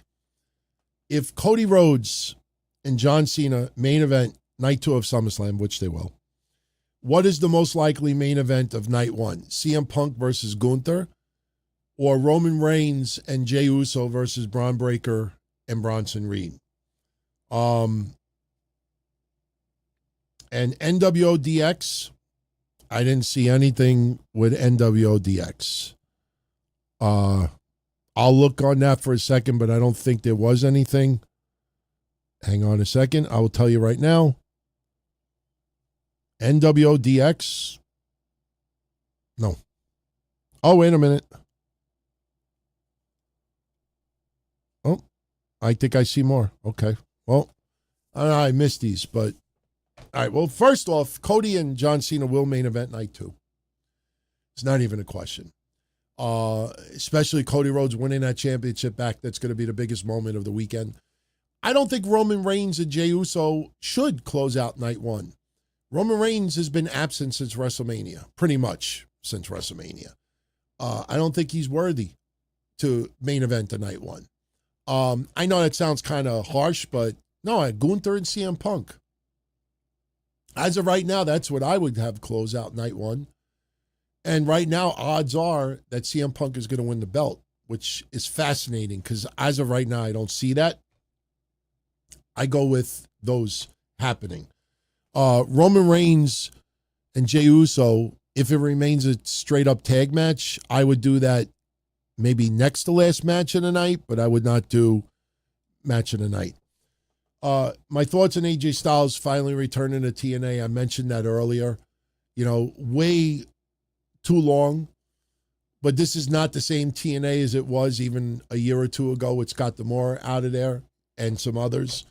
Now with this relationship with WWE, hopefully we will see one or two others making an appearance here and there. We got to remember that AJ Styles and Dominic Mysterio have a match at SummerSlam, and that's not going to overshadow that. So TNA, I think it's more set up Hall of Fame. Maybe AJ Styles gets a match in the future, but this is not a step down. He's still a WWE superstar. He's a future Hall of Famer. So, you know, going back to your roots, especially the way things are right now, this is a plus for TNA fans. And TNA will probably put up now a bunch of AJ Styles matches in their vault. So, if there's a women's match in the top 10, in my opinion, what will it be? Featuring Charlotte versus Sasha or Trish? I couldn't say right now. It's hard to say. I have to look and revisit all the matches. Could a Trish Stratus be in the top 10? I would say no. Was that cage match SummerSlam? My friends in the chat still, was Trish and Becky in the cage, was that SummerSlam? I totally forgot. If that was, I don't think it was SummerSlam. Was it SummerSlam? You know, it could very well have been SummerSlam. Just write yes or no. Was it SummerSlam? Because if it was SummerSlam, absolutely, I think it'll be in the top 10. It was Payback. Yeah, I didn't feel like a SummerSlam match. So no, I don't, you know what? I couldn't say. I'd have to look at all the matches again and see, but that was WWE Payback. So no, I no Trish Stratus SummerSlam match stands out to me that should be worthy in the top 10. I could see a Sasha Banks or a Bianca match, but again, I don't know what matches have occurred that I haven't seen. I'd have to look at the list all over again. But maybe there isn't a women's match in the top 10. We'll see. We will see. And as far as this DX NWO, I don't see anything. I'm going to look one last time.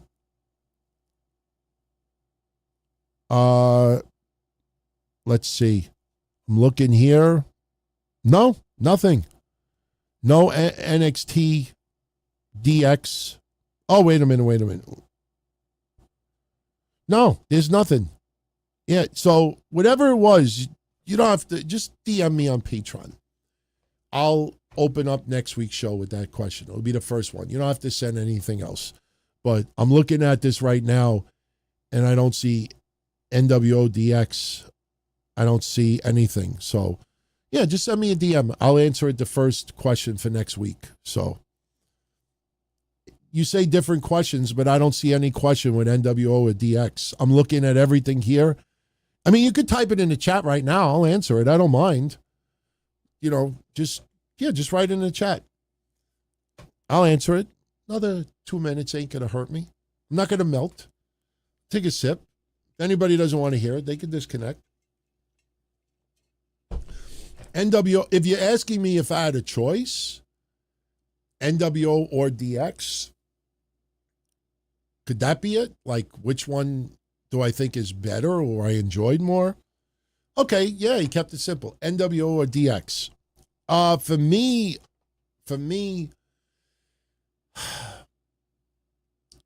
I would go with NWO. I'll tell you why. I absolutely enjoyed the DX skits.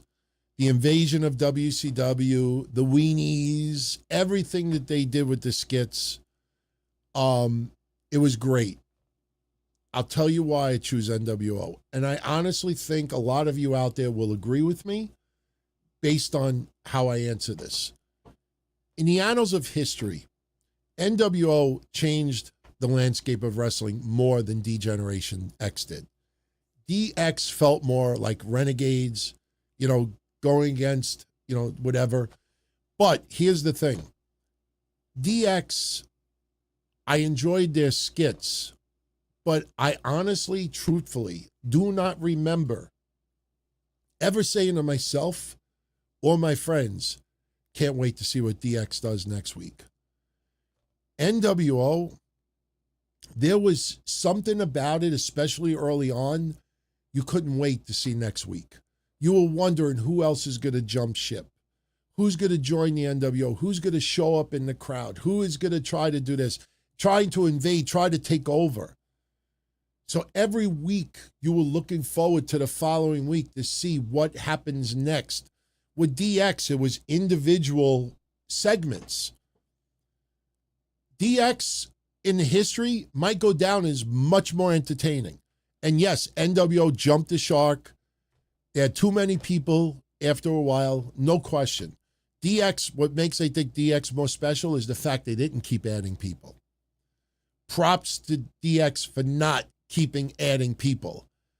You know, there's not many people in that faction, but for me, couldn't wait to see what was going to happen next week. And that's why I still, for me, going off the air, I still put WCW ahead of AEW. Because WCW, and it wasn't because, sorry, we're out of time, tune in next week. That didn't matter. Even if they went off the air, completing everything they wanted to complete, I still couldn't wait to see what happened next week. For AEW, I don't finish the show saying, oh, I can't wait to see what happens next week. Same thing with WWE. Not much programming these days. I can't wait to see what happens the following week. WCW had that. WWF had it back then as well. But when people say to me, WCW in its prime versus AEW, I still go with WCW for that fact. Because for me, it was must-see TV as it happened live. Not watching the replay at 11 o'clock at night, which a lot of people forget was on Nitro. I didn't want to see the replay. I wanted to see it live immediately as it happened. These days, almost everything on TV, I don't mind watching it the next day. I don't mind watching clips later on.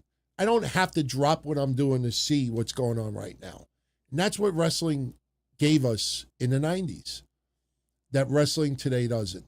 And that's why I choose NWO over DX. So, hey, you're all welcome. As soon as I end this show, you're welcome to post a comment in the chat. Who do you choose? DX or NWO? And if you want to write why, because everybody who sees the comments will see your response. So definitely would love to see some of your thoughts. Who would you choose? And do you agree with my reasoning? DX or NWO? Be well, everybody. Much love, and I'll catch you all in the next one. And thank you, Billy. Sorry that I missed those earlier. So, As far back as I can remember, I always wanted to be a podcaster. For me to live any other way was nuts.